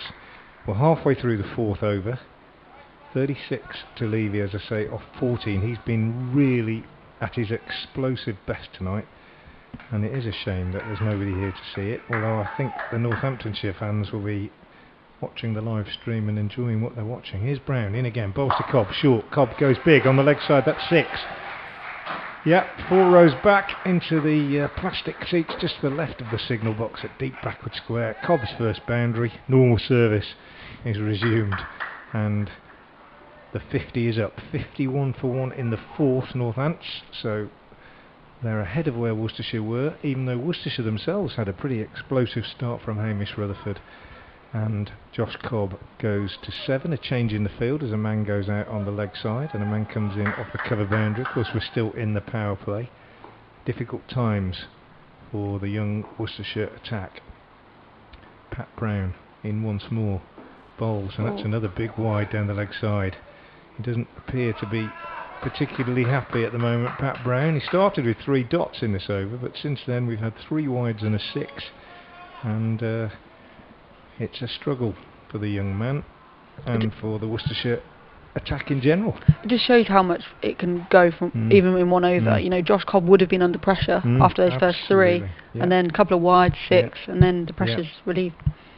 Here's Brown in again, bowls to Cobb. That is the slower bouncer, and he almost deceived him. He just swung round on it and got a bottom edge, and it ran to short fine leg where Charlie Morris did the thirding, and they got a single. Worcestershire desperately need to get Levy out, I think, if they're going to have any chance of defending this total. This is the sort of start that he can give a team. 179 the target, 53 for 1 as we approach the end of the 4th over.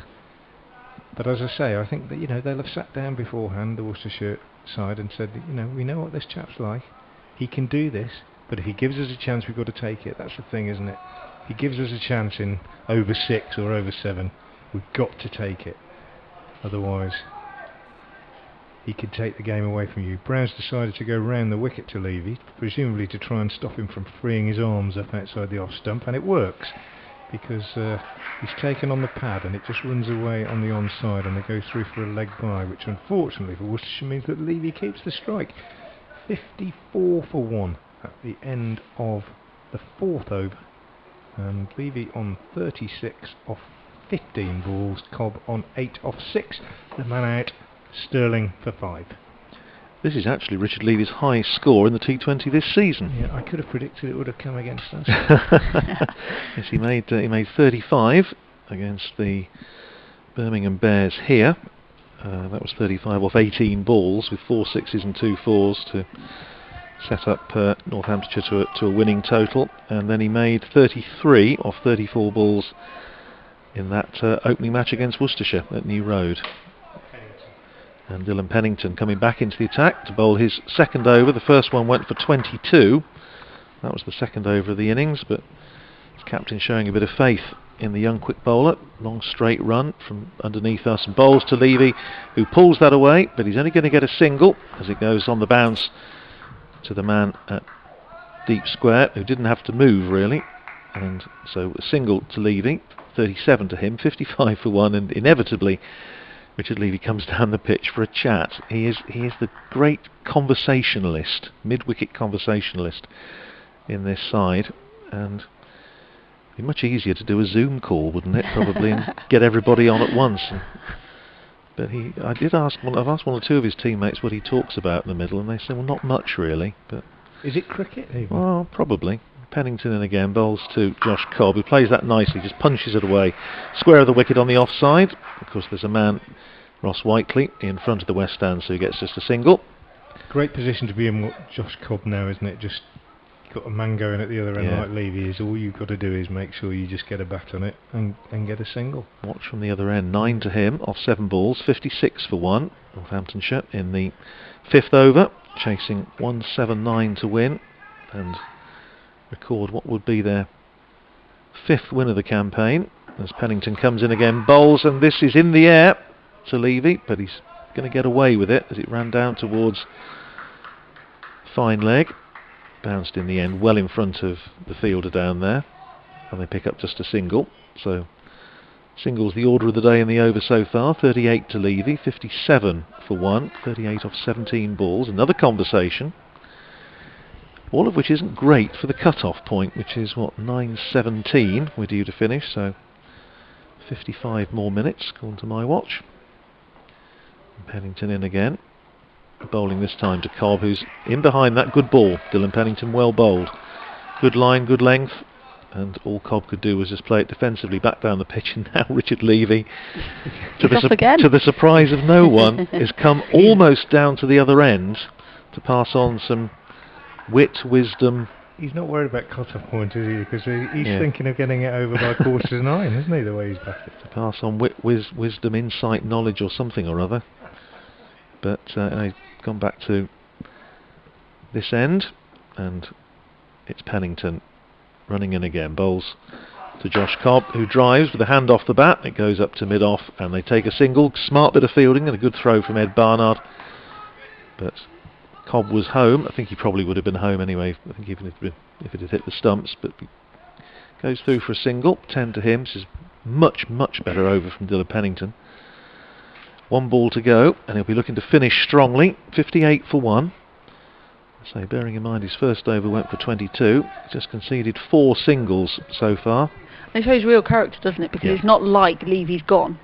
He's still bowling at Levy. I know he's bowled a few balls at Josh Cobb, but it's good character. It is. Pennington in, bowls to Levy, who tries to paddle that round the corner. It comes off, I think it comes off his body or off his thigh pad, runs down towards the boundaries. Good bit of fielding down there in front of the Lynn Wilson indoor centre. And in fact, he must have got a little bit of Charlie Morris, got a little bit of glove on it, because it's not signalled by umpire Rob White, I don't think. No, it isn't. 2 runs goes up to him. So at the end of that over, 6 gone. 60 for 1 off 5, with Levy on 40, Cobb on 10. And I was just thinking, Frank, you're talking about Pat Brown, of course, well known in this part of the world because played cricket for Market Deeping in the Rutland League, and a number of Northamptonshire clubs play in the Rutland League on a Sunday, so almost one of ours. Lincolnshire, I think. Yeah, that's right. Almost one of ours. Your knowledge of local cricket extends beyond the county ground, Andrew. Well, phenomenal. My own club, Andletown, they play in the Rutland League, so we do play Market Deeping. Anyway, here is the aforementioned Pat Brown to start his second over. He had an unhappy first over. Bowls to Cobb, who pushes this up to mid-on. Good running, takes a single. 61 for 1. Worcestershire were 57 off 5, so 60 off 5 for Northants. Not hugely different, and it was probably, you'd say, wouldn't you, from overs 14, 15 onwards that Worcestershire underachieved a little bit, having put down a really good base. And I was thinking before, when Levy heaved that one away on the leg side and it bounced in front of the fielder at deep backward square, you know, when it's your night, when it's your day, that goes to hand. That's what Worcester will be hoping. As Brown comes round the wicket again to Levy, trying to tuck him up, and he just stops him getting his arms away, but he just tickles it off his pads and shows that there's a bit of subtlety there too, and that runs away to fine leg. Very clever batting from Levy. It wasn't a bad ball. Brown went round the wicket, targeted the pads, but Levy just got a little leg glance on it, picked up another boundary. Very delicate, wasn't it, compared to some of the other... Yeah. Just showing that he doesn't always have to hit it out the ground. Well, that was just smart batting. He knew where the field was, and he's just using that angle that Pat Brown's obviously creating. And yeah, absolutely right, Trish. Here's Brown again round the wicket. He bowls to Levy, and he pushes this one down on the onside, and there's no run. And Andrew made the point very clearly in the Bob Willis Trophy game here that having come here really and become a white ball specialist, Levy was then given the chance to prove his worth in the longer game, and he proved very capable of playing completely different sorts of innings, Andrew, didn't he? He did. He made a couple of long, sort of ugly hundreds in the situation that required somebody to get their head down, and proved he could do it. I think he's a fantastic cricketer. Really exciting. There's Brown in, bowls to him, and that's short, and he smashes it away on the leg side, and that would have met with the approval of those who aren't in the West Stand. Is it the West Stand? The West Stand, yes, that's right. It hammers into the boards down in front of them. Might have had a few of them diving for cover when he first hit it. The West Stand's given everybody jip from Gilbert Jessup onwards. They had a row with Gilbert Jessup in 1907. Nothing much has changed. So there you go. They haven't got a monopoly on that at Headingley, on the North Terrace. 48 to Levy, 69 for 1. Good batting from Richard Levy. Puts the bowler under pressure. Brown's gone back over the wicket. He bowls and short bouncer way over Levy's head. Too short. Umpire Bailey says no ball. I don't blame him for trying it, but he just got it too short and it cleared Levy's head. It reminds me of a Simon Hughes comment, this, about how you must feel running up to bowl. Not always. Probably there's a few batsmen in the world who do it, but I remember Simon Hughes saying that when he bowled at Graham Hick, it was like running up against a Sherman tank with a pea shooter in your hand, he said.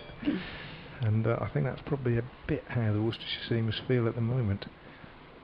As Brown is in and bowls, and he beats Levy with a lack of pace. Clever bowling from Brown. I think it's the one that he just rolls his fingers across, a bit of an off-cut, and it died as it went into the surface, and Levy was through the shot way before the ball had arrived, and it bounced again before it went through to Ben Cox.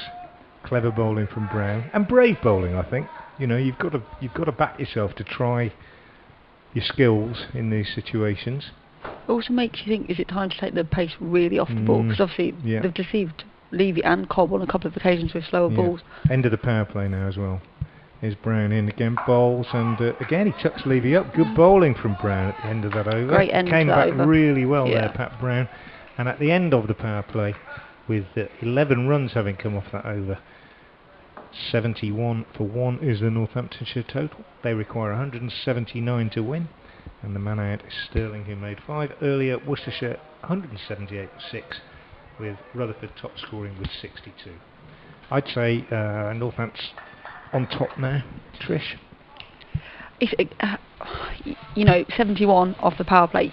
If you said that at the beginning of the game, you're going to take that all the time, aren't you? But you know, when they first came out, it was up to needing nearly 9 and over. Bring it down to 7.7. You know, psychologically that helps, but a couple of wickets can completely change it. Ed Barnard into the attack. The Worcestershire captain running away from us from this pavilion end, bowls to Cobb, who looks to drive, just jams down on it. Doesn't time it, and it runs out into the offside, and there's no run. That was Northamptonshire's most successful power play of the season. Most productive one. Previous best was 66, and 71 runs coming off 6 overs tonight. As Barnard in again, bowls to Cobb, who plays that nicely away through extra cover. He's going to pick up a couple of runs as Darryl Mitchell runs round and has to make up a lot of ground, and Fields sends it a good return on the run, but they come through for 2 easy runs, which takes Josh Cobb up to 13 and Northamptonshire to 73 for 1. So they need another 106 to win, and we're in the 7th over. Barnard in again, bowls to Cobb, who edges, and he's going to be caught, I think, and he's caught at backward point. It's a very good catch because it barely carried. He drove at that, took a thick outside edge. It flew to Dylan Pennington on the edge of the circle at sort of short third man, and Cobb's disappointing run with the bat continues. He's out for 13, and Northamptonshire in the 7th over are 73 for 2, Trish. Yeah, that's what I'm saying. You know, 73 for 1 off the power play, brilliant, but straight away we've lost a wicket. But we've still got batsmen, and here comes Ricardo Vasconcelos, I think. It is, so, yes.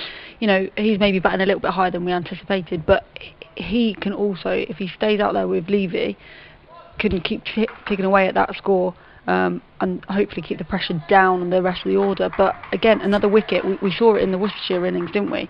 They were cruising, a couple of quick wickets, completely put the pressure back on the batters, and they probably did achieve a little bit less than they probably would have hoped halfway through. I think the pitch is playing pretty well. Doesn't seem to be doing anything like too much misbehaving or anything like that. So hopefully, if it stays, there's a little bit in there maybe for the spinners. Yeah, well, Ricardo Vasconcelos, who coming back in to the side, he's made a good 34 against the Bears here, and then 25 off 23 balls against Glamorgan at Edgbaston. And we were discussing earlier, I must admit I like this move as far as Northamptonshire are concerned, bringing Vasconcelos back into the side. Just gives you a little bit of flexibility in the middle order, and he's facing his first ball with Barnard bowling round the wicket to him, left-hander of course, and he just dabs that down to third man and picks up a comfortable single, so he's off the mark. Northamptonshire 74 for 2. I think with Vasconcelos we talk about the heavy hitters, the Levy, Sterling, Cobb, Rossington. Vasconcelos gives you something different. He's a calm individual, good player. As Barnard comes in and bowls to Levy, who tries to pull, bounces up off the pad, goes just behind square on the onside. Signalled a leg by umpire Rob White, so one more on the total, 75 for 2.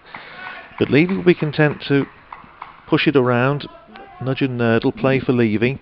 Also left-hander of course helps, just means that the bowler's having to just readjust to a left-right-hand partnership.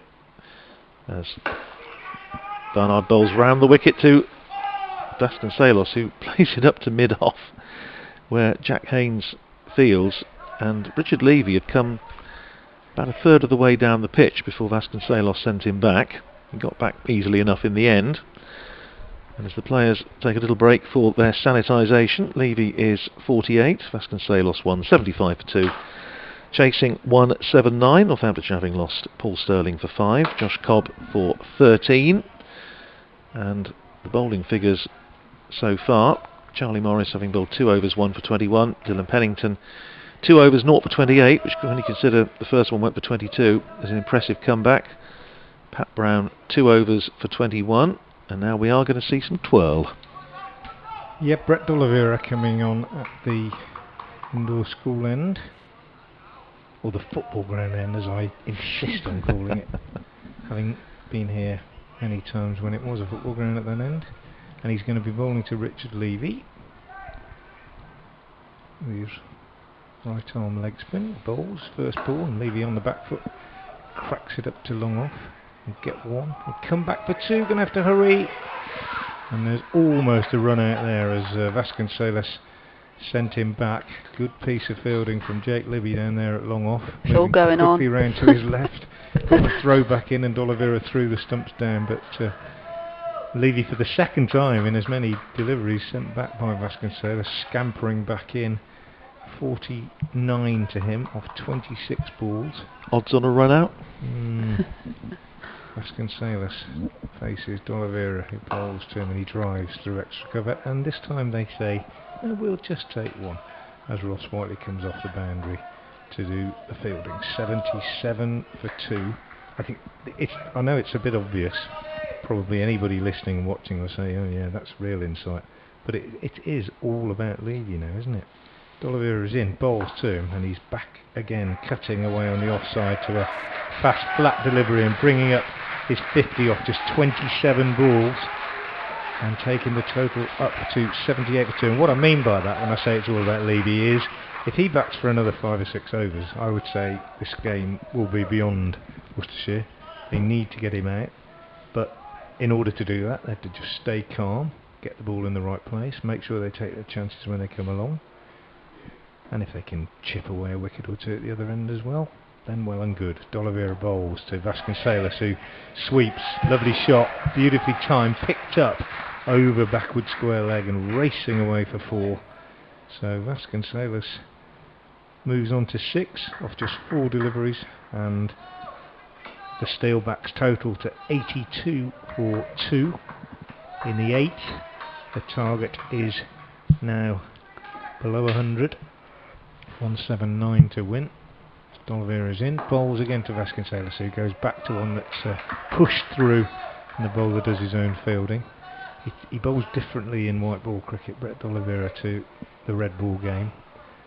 Longer delivery stride and a lower arm, flatter, quicker.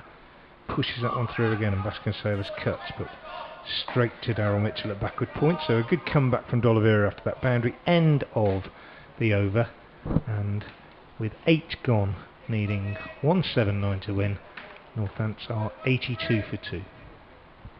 What's your thinking about this batting order, Trish? As I rather like Vasconcelos coming in at this stage. I think it's a situation that should be tailor-made for him. What do you reckon? Yes, he's a bit like an Alex Wakely, isn't he, in the sense of they can hit the big shots, but they're not necessarily known for the big hitting like Sterling and Levy and Rossington. Barnard in, bowls at the start of a fresh over to Levy, who cuts but doesn't manage to meet the man at backward point. That's a good bit of fielding. So I think it allows him to build, and he's there as a supporting role for Levy. They've kept Levy a little bit quiet. I know he's only faced 28 balls, but last couple of overs he's been a little bit quieter. But Ricardo can just get the ball, nudge it around. Barnard in again, keeper standing up, bowls to Levy, who is caught. It's a super catch. He absolutely flayed that away off the back foot, and it flew to backward point, and it's caught by Brett D'Oliveira. It really was travelling, and that's an excellent catch by Brett D'Oliveira to end Richard Levy's innings. And Northamptonshire now with a little bit of regrouping to do as Levy goes for 50 and Northamptonshire 82 for 3. And Trish, you called it.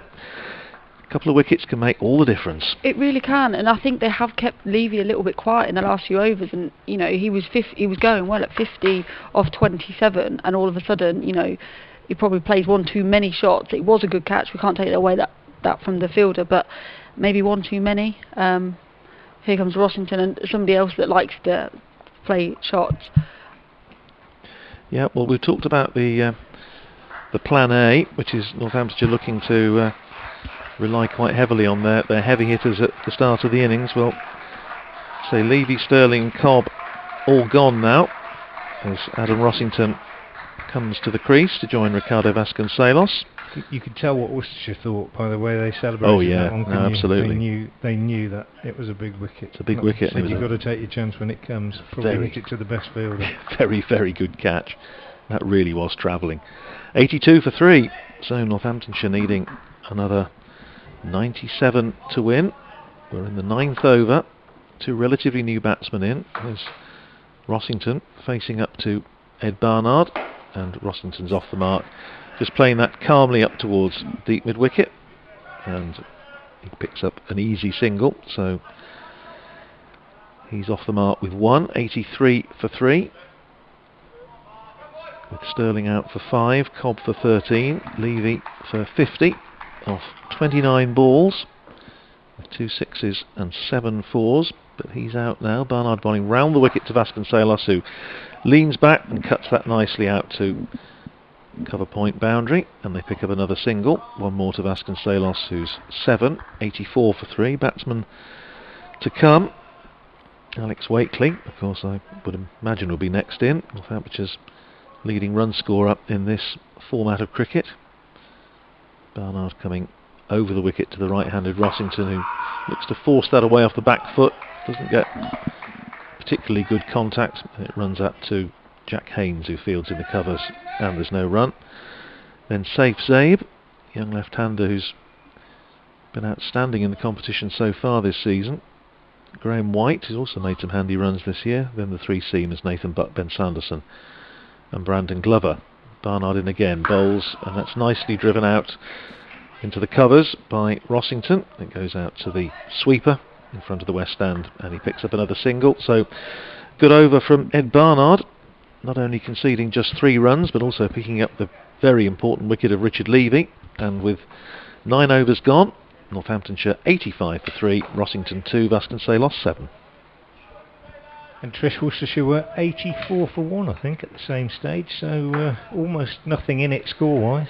No, but those 2 wickets could be key, although, you know, you've got, with the start that they've had, they don't need to go for the big shots. They just need to keep rotating the strikes, hopefully pick up the odd 2 instead of 1, and then a boundary. But also Worcestershire can put on a little bit of pressure and again get more wickets. Darryl Mitchell from the football ground end starts with a ball wide outside the off stump to Rossington, who drives it through extra cover for 2, and the total goes to 87 for 3. Mitchell, the ultimate pace off the ball bowler, bowls a variety of little off spinners and off cutters just into the pitch. Very gentle but very effective. This time a single for Rossington as he drives up to long off. 88 for 3. Rossington goes to 5. And yeah, it's an interesting one, isn't it? This I had a little conversation with the presenter of the tea time show on BBC Hereford and Worcester before the game, and she sort of said, well, you know, Worcestershire can't qualify, there's not really much in it for them, I hope they enjoy it, kind of thing. Mitchell in again to Vasconcelos, who tucks him away on the leg side for a single. And I said, well, that's true, but it's all about experience, isn't it? Dylan Pennington bowling against Richard Levy, or Charlie Morris bowling against Levy and Sterling. You can only get that sort of experience in a game situation, as Mitchell bowls to Rossington, who plays back up the pitch to the bowler and there's no run. And so it's never a wasted game because there's always a chance, you might not be able to qualify, but these next 2 or 3 games for Worcestershire, people can experience things and partnerships can develop and bowlers can learn about different situations. Ed Barnard's captaincy can develop a bit more. He's new to that as Mitchell bowls to Rossington, who clips him away through mid-wicket for a single. Takes the total to 90 for 3. Rossington has 6, Vasconcelos has 8. You almost feel like the game's just relaxed a little bit, don't you? It's taken a breath. Yeah, it's just teasing along for 2 or 3 overs perhaps. Vasconcelos heaves away on the leg side and is out. Caught in the deep by Pat Brown at deep mid-wicket. Bit of a loose shot. And just having said that we were going into that period, I would almost say on top of that, he didn't really need to do that, did he? No, not with, yes, the required run rate had gone up slightly from where they'd got it down when Levy was going, but you've got plenty of time in the game. You can target a different bowler. It's not like we're a few overs from the end and we're needing sort of 15 runs and over, is it? But sometimes it's one of those, isn't it, when the ball's bowled at you that you think that you can hit away, sometimes you get caught, I shouldn't be playing this shot because of the situation of the game, and that's sometimes why you lose your wicket. Yeah, I'm not intending to be overly critical, but I just felt, as I was saying, that the game was going through a period where they just needed to perhaps say, right, okay, let's just get 5 and over for the next 4 or 5, see where we are, and then launch. I think what will frustrate Ricardo Vasconcelos there is the fact that is exactly what he is not in the side to do. We talked about him giving a little bit of stability, a little bit of flexibility in the middle order, push it around, play for the for the more aggressive batsman at the other end. It was disappointing way for him to get out, I think. Well, we've got a fresh over starting. It's 90 for 4 off 10, so we're at the halfway stage, and it's going to be Ed Barnard bowling to the new batsman, Alex Wakely. Batsman having crossed while the ball was in the air, and Wakely. Ideal man to come in well, at the time, I think. Absolutely, you would say so. Certainly in the game against Glamorgan at Edgbaston, nominally a home match for Northamptonshire. Not dissimilar situation, and Wakely's experience saw the Steelbacks through on that occasion. Be hoping he does the same tonight as Barnard bowls to him, and he's off the mark, plays that away, very Wakely shot, punch away, just through backward point, and gets off the mark with a couple of runs. 2 to Wakely, 92 for 4. Batsman out in this innings. Remember, 179 is the target. Sterling out for 5, Cobb for 13, Levy for 50 off 29 balls, and Vasconcelos in the previous over out for 8. As Barnard comes in again, bowls to Wakely. He just drives it out calmly to the man sweeping on the cover boundary and picks up a single. Bit of swing there. It's the first ball I've seen tonight that's moved in the air, I think. And perhaps the effect of, I don't know, maybe the effect of... It's quite humid, isn't it? Yeah, it is quite significant. If you look at the flags that have been billowing out, there's actually no breeze now. Very still as Barnard bowls, and it's up in the air as Rossington looks to force that away on the offside, and it managed to bisect the 2 fielders, saving one in the ring in the covers. Went between the 2 of them. It was in the air. He picks up a single, 1 to Rossington, 7 to him. 94 for 4, and suddenly from Northamptonshire cruising along quite nicely. They've got a real struggle on their hands here as Barnard bowls to Wakely, forced onto the defensive, plays it out to Brett D'Oliveira at backward point, and there's no run. D'Oliveira having taken that terrific catch. Terrific from the point of view that it was travelling, and terrific from the point of view that it was absolutely crucial to dismiss Richard Levy. And here's Wakely, Northamptonshire's highest run scorer in this competition, and he's going to get, no, he's not going to get another run there. I thought he was just going to clear the man at backward point, but it just in the end bounced up nicely for him. So no run off that delivery. 3 to Wakely, 7 to Rossington. And with 11 overs gone, Northamptonshire 94 for 4. The equation is that they need another 85 to win off 9, 6 wickets in hand. And I reckon, Trish, anybody's match. It is. I think if you said after the power play whose game's it, I think you'd back Northampton because of the start that they had. They had Levy going really well. that 5 overs, I think, has completely changed it in the sense of Worcestershire are completely back into it, and it could go either way. I think the next 5 overs could be crucial. Here's Daryl Mitchell bowling to Rossington, who sweeps and has a throw which hits the stumps from Hamish Rutherford, and Worcestershire were convinced that Wakely was run out there. Umpire White, not so, and we haven't got a TV replay, so we will never know how close that was. Tight. But a direct hit was from tight. Hamish Rutherford, and he thought it was out, but they got a single, 95 for 4. Mitchell will now bowl to Wakely. Sorry, Trish. So I'm saying you always think direct hits are tight. Yeah. Mitchell bowls to Wakely, drives up to mid-wicket, no run. Barnard shaped about 3 or 4 balls away in that last over, didn't he? With a white ball in the 12th over. Quite unusual. And Northampton's bowlers were hitting the pitch a bit more, really, to be fair, as Mitchell bowls again to Wakely, drives to cover, no run. But quite unusual to see that. Do you remember how much he swung the red ball, Andrew, in the Yes, Bob he Willis did. Trophy game here?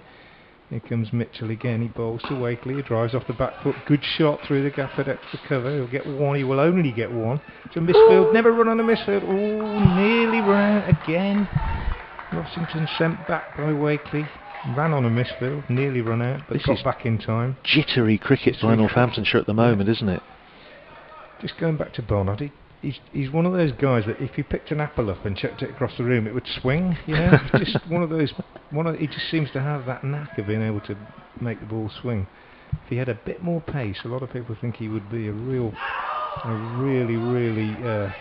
dangerous prospect. Big shout for a well, as though Ben Cox may have dropped a bottom edge here off Rossington. Not sure. Rossington went for a swing. They could have been oohing and eyeing because it just missed the stumps. But eventful over. Mitchell in, bowls again. Rossington pulls this time, out on the leg side and gets 4. That's really annoying for Daryl Mitchell. Last ball of the over, bowled a really good over, and Rossington just eases all that pressure with that boundary pulled away, bisecting the fielders at mid-wicket and square leg. It wasn't that short either, was it? Over 100 off 12. No, it wasn't. It was. He was onto it quickly. Like a lot of good pullers, he sees the length quite early. Yeah. 100 for 4 off 12. The short arm jab by Adam Rossington takes him into double figures. 12 to him, 100 for 4. 79 runs needed off 8. As Barnard, keeper standing up, bowls to Alex Wakely, who's beaten outside the off stump, looking to give himself a little bit of room, chop it down through backward point.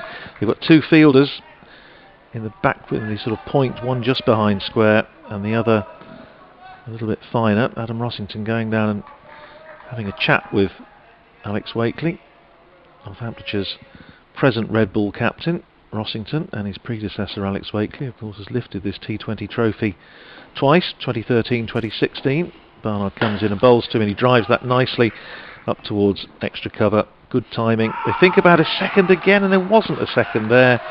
Not quite sure what Adam Rossington was thinking, unless it was to wake Alex Wakely up. There's only ever a single. 1 to Wakely, 5 to him, 101 for 4. But it's good to see them sort of running that first one hard and putting them pressure. We saw it with Northampton a couple of times. There was misfields and they got through for the second. Yeah, well, there's Barnard in again, bowling to Adam Rossington, who drives up to long on, and the fielder comes in off the boundary, which is Hamish Rutherford, and there's a single to Rossington. Yeah, I agree, Trish, but I think there's always a danger that they're going to come down. With that, there was only ever 1, and they're sort of thinking about coming down for 2, and if he slips, it's due on the ground in the evening, and he suddenly lost another wicket. There's Barnard in again, bowls, and Wakely again jams down hard on it, plays it out towards deep mid-wicket. They think about 2, but there's only ever 1 again. Or a hamstring goes. Or a hamstring, yeah. It's just this stage of the year again, always possible. 6 to Wakely, 103 for 4. 76 more runs needed. Adam Rossington facing on 13. As Barnard comes in, bowls to him, and he's going to pick up 1 more run as he plays it up towards, once again, Rutherford, who has to come in quite a long way off the long on boundary, but they pick up a single easily enough. 1 more to Rossington, 14 to him, 104 for 4. 1 ball to go in the 13th over. The asking rate now up over 10 as Barnard comes in again. Bowls to Wakely, who's going to pick up a single as he plays that one into the covers. Mutual consent single, so Wakely goes up to 7 at the end of the over. Rossington 14. 13 overs gone. Northamptonshire 105 for 4. They need 74 more runs to win. 6 wickets in hand. And Trish, that asking rate has now gone up to what, 10.6? And straight away, I think the pressure just goes onto the batters there. With as soon as it gets over 10, you know, if you need a couple of boundaries. I think when it's 7, it's 1 boundary, and then last 4 overs, 5, 4, 6, 5. Yeah, so that's only going to continue to grow unless they can release that pressure a little bit. D'Oliveira back into the attack. Bowls and bowls. Wakely going for a reverse sweep, missed it, and it's hit the middle stump by the look of it, and Northamptonshire making a bit of a mess of this, if I may say so. Now 105 for 5, and I say that not critically really, but just looking at where they were. They were in such a good position, and at that point when Vasconcelos got out, and I was just sort of, I don't want to sound like a broken record, but suggesting that they just needed to just calm things down and just sort of tick along for a few overs. They lost that wicket.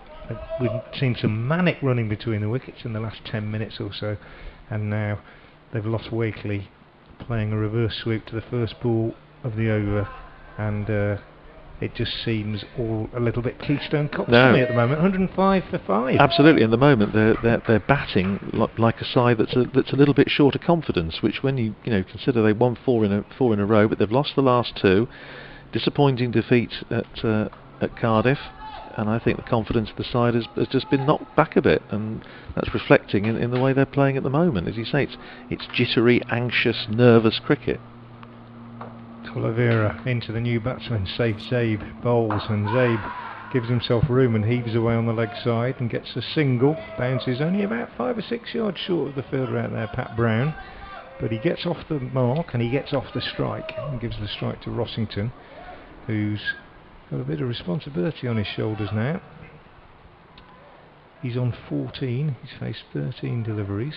He likes to get on with it, but the field is well spread as D'Oliveira comes in again now and bowls. Googly, I think, and he just drives it back up the pitch off a thickish inside edge. Fielded by the bowler off his own bowling. 106 for 5. D'Oliveira in once more from the football ground and bowls. Quicker, flatter. Rossington goes back, slams that away on the leg side, but he'll only get a single as Ross Whiteley comes off the boundary. That deep mid wicket, didn't pick it up cleanly, not surprising really, it was travelling, but sort of knocked it forward in front of him, and therefore was able to pick it up the second time and still save the 2. 107 for 5.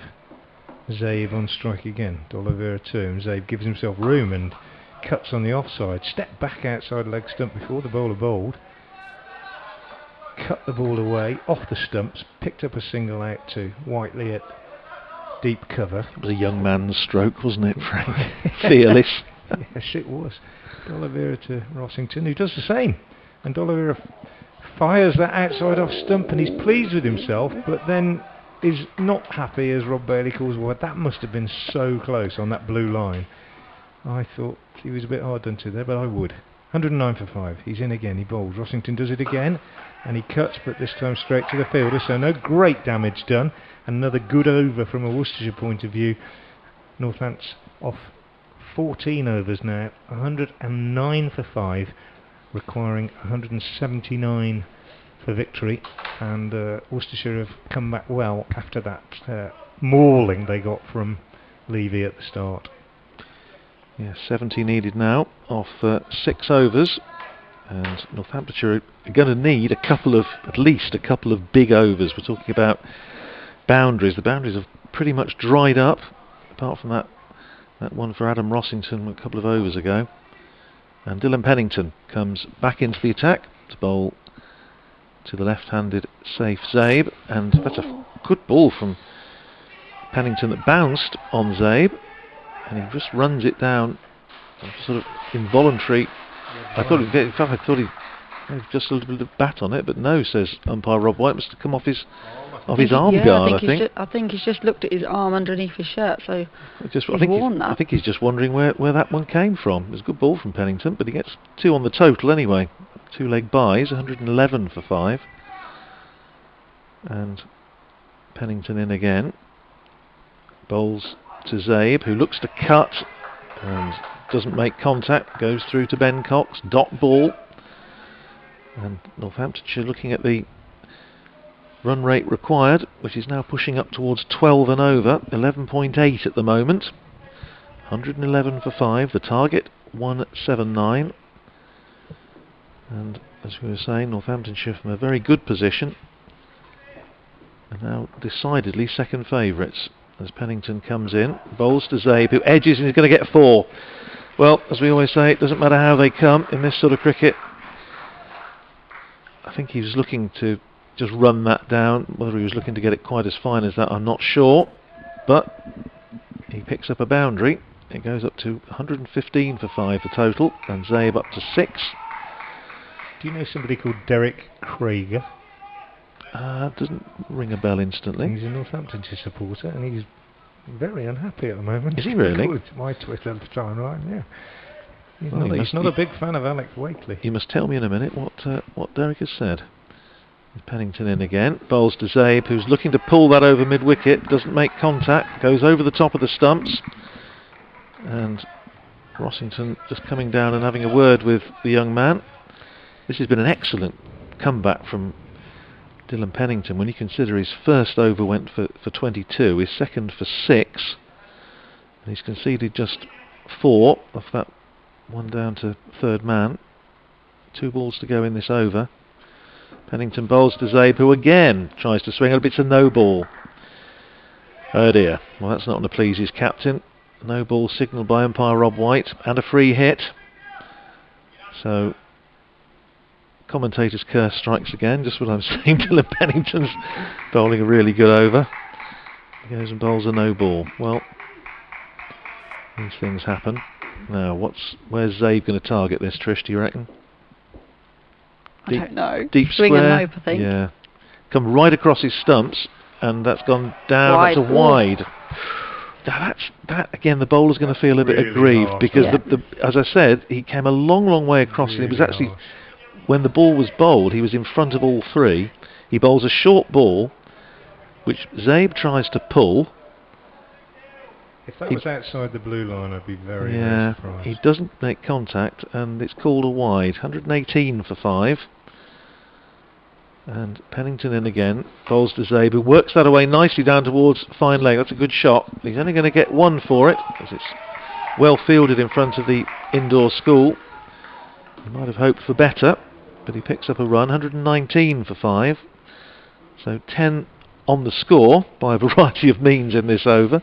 So it's a batter's game, Trish. Even more so when you get things like that, isn't No it? no balls, wides, edges, all sorts. I mean, I'm a little bit straighter than where you guys are, and I could see leg stump. Yeah. And it was only if he stood where his normally stance would be, that would not have been a wide. Well, it's an interesting call. Anyway, 119 for 5. Pennington to finish the over, bowls to Rossington, who clubs that down the ground and picks up a single as it goes down to Barnard, coming in off the long on boundary. So single to Rossington, and he pinches the bowling as well. 16 to him, 7 to Zabe at the end of the over. Northamptonshire are 120 for 5, so 11 runs coming off the over. And the equation now, 59 needed, 5 overs to go, and it's still just a touch under 12 and over, Trish. Yeah, that again, it's that. Yes, it's still two boundaries, isn't it, with 2 sixes, but the 3 4s, it puts the pressure right on the batters. Darryl Mitchell to continue from the football ground end. During this over, see if I can tell you what Derek thinks. Oh yes. Mitchell bowls and Rossington gets a single up to long on. They won't come back for 2. I think it might be, it's at D.E. Krager, K-R-A-G-E-R. It could be Deck Rager, I think, judging by some of these tweets. He doesn't think Wakely should be in the side, nor Cobb. The boundaries are too big. All sorts of things. As Mitchell bowls, and there's a big shout for LBW as Zabe tries a reverse sweep, but leg by signalled. I think it was one of those distraction appeals there. He was trying to put the batsman off running because it was missing the stumps. Single taken. It's not that bad, Derek, for goodness sake. We're bottom of the group, Worcestershire. I say we, I shouldn't say we. Worcestershire are bottom of the group. Here's Mitchell. He bowls to Rossington, who swings this away. He sweeps it from outside off stump out to deep mid wicket. Ross Whiteley is the fielder. I suspect they only get a single. Sorry, Frank. I suspect the frustration might be in some Northamptonshire supporters the fact that Northamptonshire really targeted white ball cricket in this particular competition this season as their main priority. As Mitchell is in again and bowls to Zabe, who cuts and gets one, might get two, probably will get two actually, as Hamish Rutherford chases. It beat the diving Charlie Morris at backward point. Ones and twos not damaging Worcestershire too much at the moment. They'll be very happy that they've restricted the boundaries. 125 for 5 in the 16th. Mitchell round the wicket to the left-handed Zabe, tucks this away on the leg side and picks up another single. 126 for 5, one ball left in the 16th. This is it, isn't it? Mitchell, last over, last ball, he bowled a really good over, and last ball Rossington took him for a boundary. He'll be desperate for that not to happen on this occasion. He comes in and bowls, and Rossington drives, and he won't get a boundary. He'll only get a single down to long off, where Jake Libby is the fielder, and that's a pretty good over from Darryl Mitchell in the circumstances. And at the end of it, 7 runs coming from it, 16 overs gone, and Steelbacks are 127 for 5, which means that they need 52 off the last 4 overs. Yeah, it's a lot of runs, and only 5 wickets in hand. Batsmen to come: White, Buck, Sanderson and Glover. So Graham White's been having a decent tournament with the bat, but then the 3 seamers, Nathan Buck can hit a long ball. Derek says he's raging. Oh dear, well fair enough. Charlie Morris back into the attack, bowls to Adam Rossington, who aims an enormous blow over mid wicket. Doesn't make contact. The bowler's running back to their marks. Looking at the cut-off time, 9:19. Should be okay. 4 minutes past 9 by our clock here, so they should be all right. It doesn't do to take it down to the wire as Morris comes in again. Bowls to Rossington, and he's got hold of that, and that's 6. That's gone over mid wicket. That's the boundary that Northamptonshire needed. They need a few more of them, but that's also managed to find its way just to the other side of the old scoreboard building, which is now where the ground staff keep their equipment. And I suspect when the ball comes back, it'll be covered in oil, whitewash, grass cuttings, and any other foreign matter that you may care to name. It's been thrown along the ground to Charlie Morris. He doesn't seem too upset with it, but 133 for 5. Rossington up to 25, and Morris in again, bowls to him full length. Rossington drives, the call is 2. They've gone for the first, they're going to come back with the second Zabe, of course, very quick. Rossington marginally less quick than Zabe, but still, despite the fact he was charging down to the keeper's end, which obviously was where they were going to be throwing. He picks up 2 more runs, 27 to him, 135 for 5. It's going to be tight. So 8 runs have come off the first 3 balls of this over.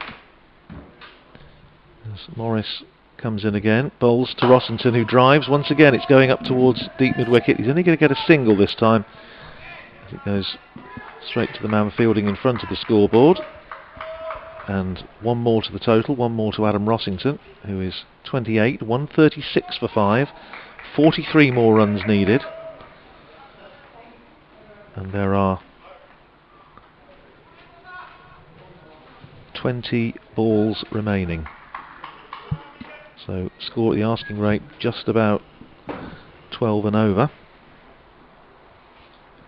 Just up a bit from that, in fact, as Morris comes round the wicket to the left-handed Zabe, who cracks that away through extra cover for 4.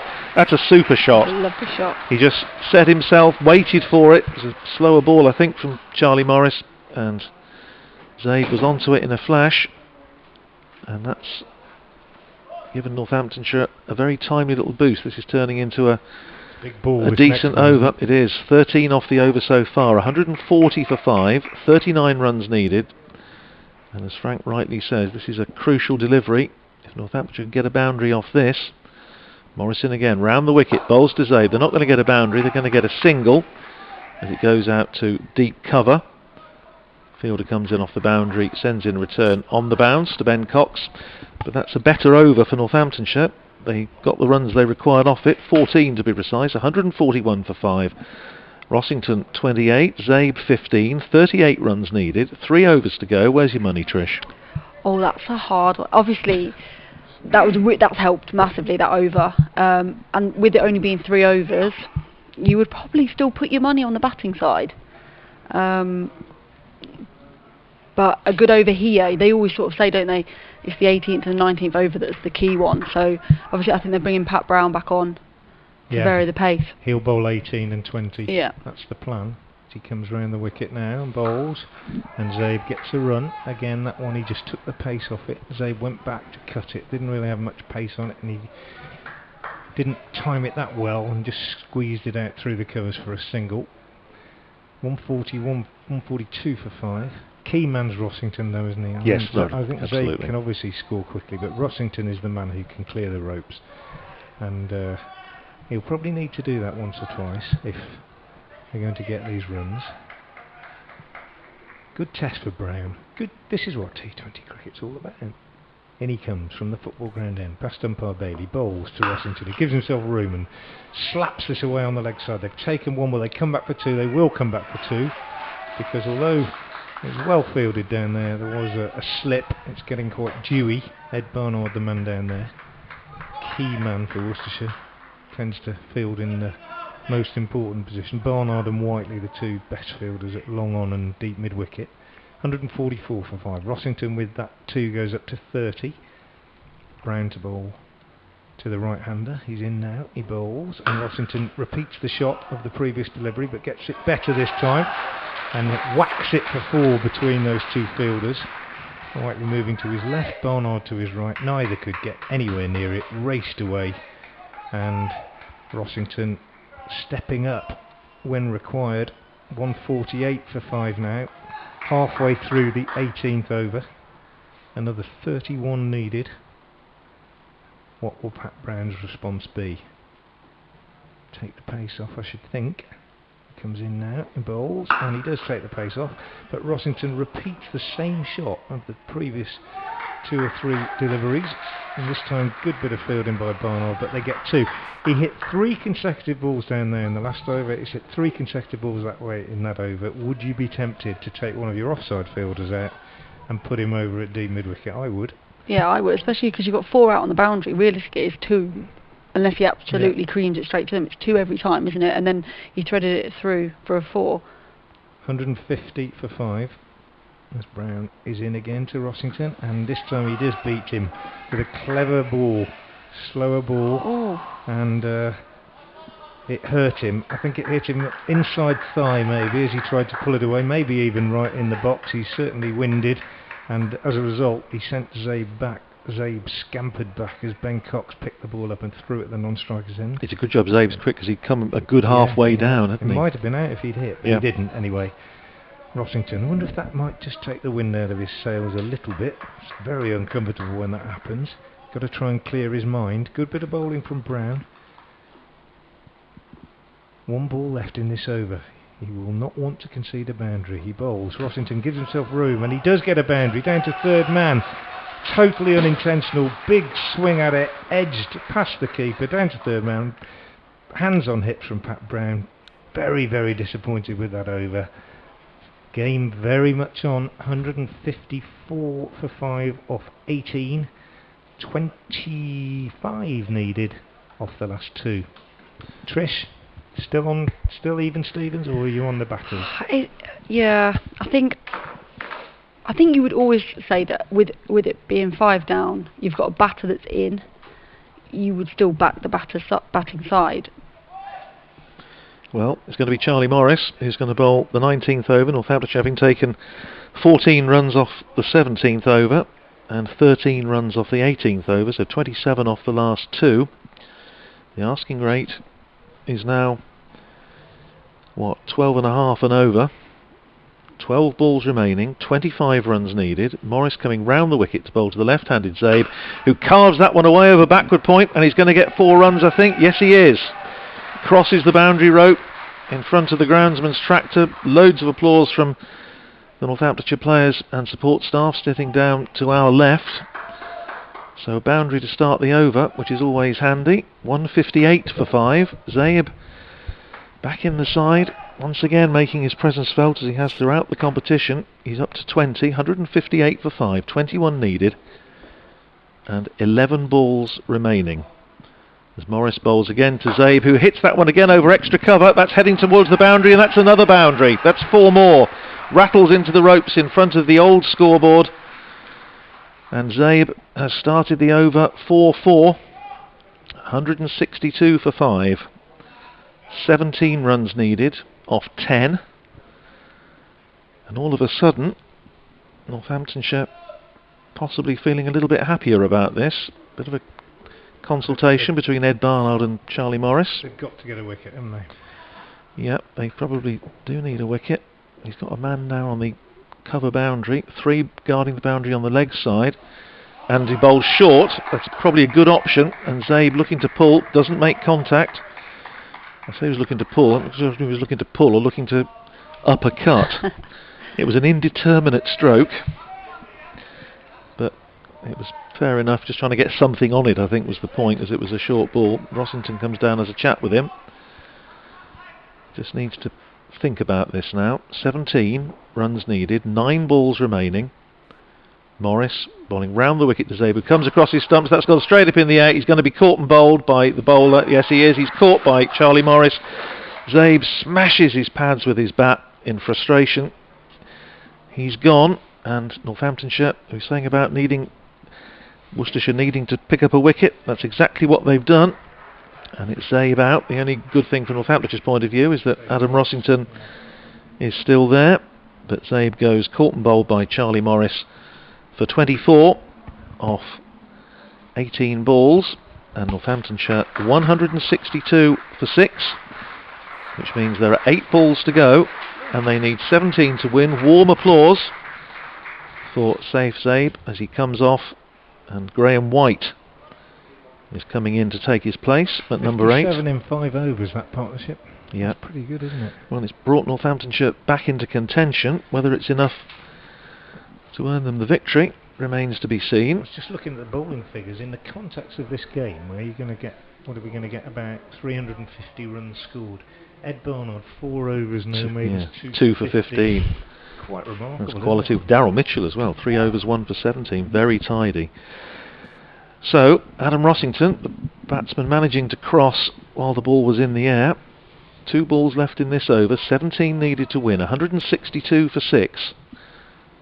And Charlie Morris comes in, bowls to Rossington, full toss, who blasts that up to mid-off, and he doesn't get a run as it's fielded by Darryl Mitchell. Again, Rossington's just having a little look at the umpires. Just but like Barnard before. Yeah, exactly the same. Absolutely no way that was above waist high, I don't think. So 17 needed, just 7 balls remaining now.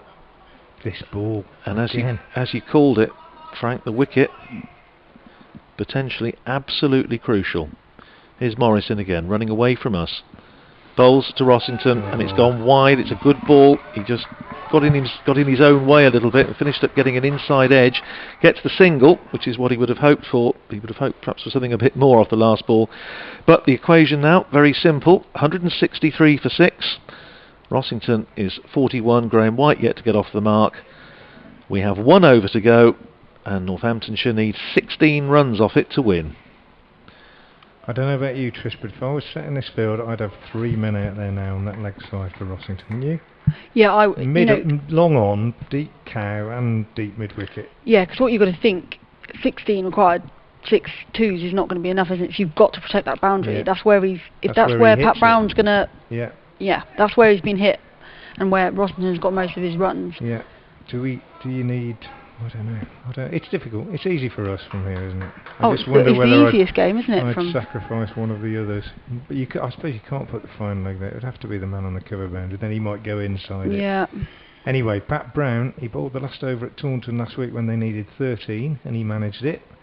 starts with a big one, and Rossington's hit that up in the air, and he is dropped at cover by Hamish Rutherford. And I'm always a little bit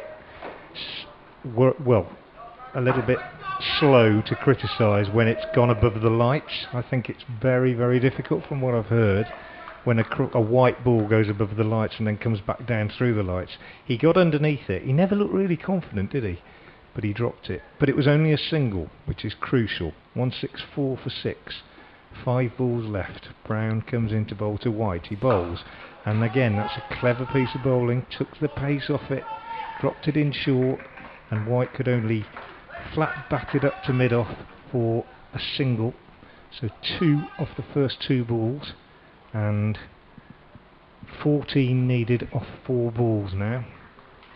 Charlie Morris's 4 overs yielded 2 for 44, but Ed Barnard, the pick of the bowlers, 2 for 15. Darryl Mitchell 3 overs for 17, but Pat Brown entrusted with the responsibility again of bowling this last over, and he comes in now to bowl to Rossington. He bowls, and Rossington heaves that straight down the ground. Ed Barnard's running round from mid-on.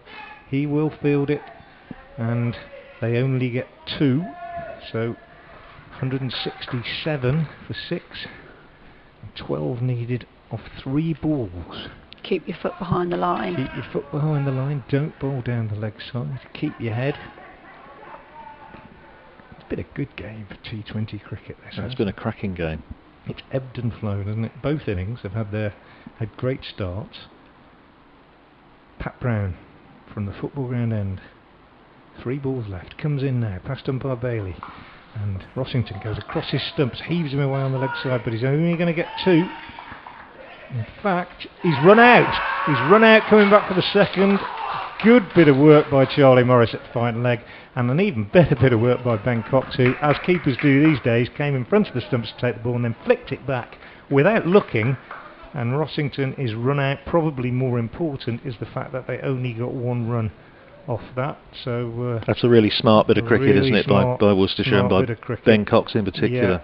Yeah. And Rossington is run out for 45. He'll get 1 for that, won't he? And it's 167 for 6. So 3 balls left. 2 balls left. 2 balls left, isn't it? Yeah, I think the board hasn't quite caught up yet. I think that's 168 for 7, I think, now. Yeah, that's it. 168 for 7.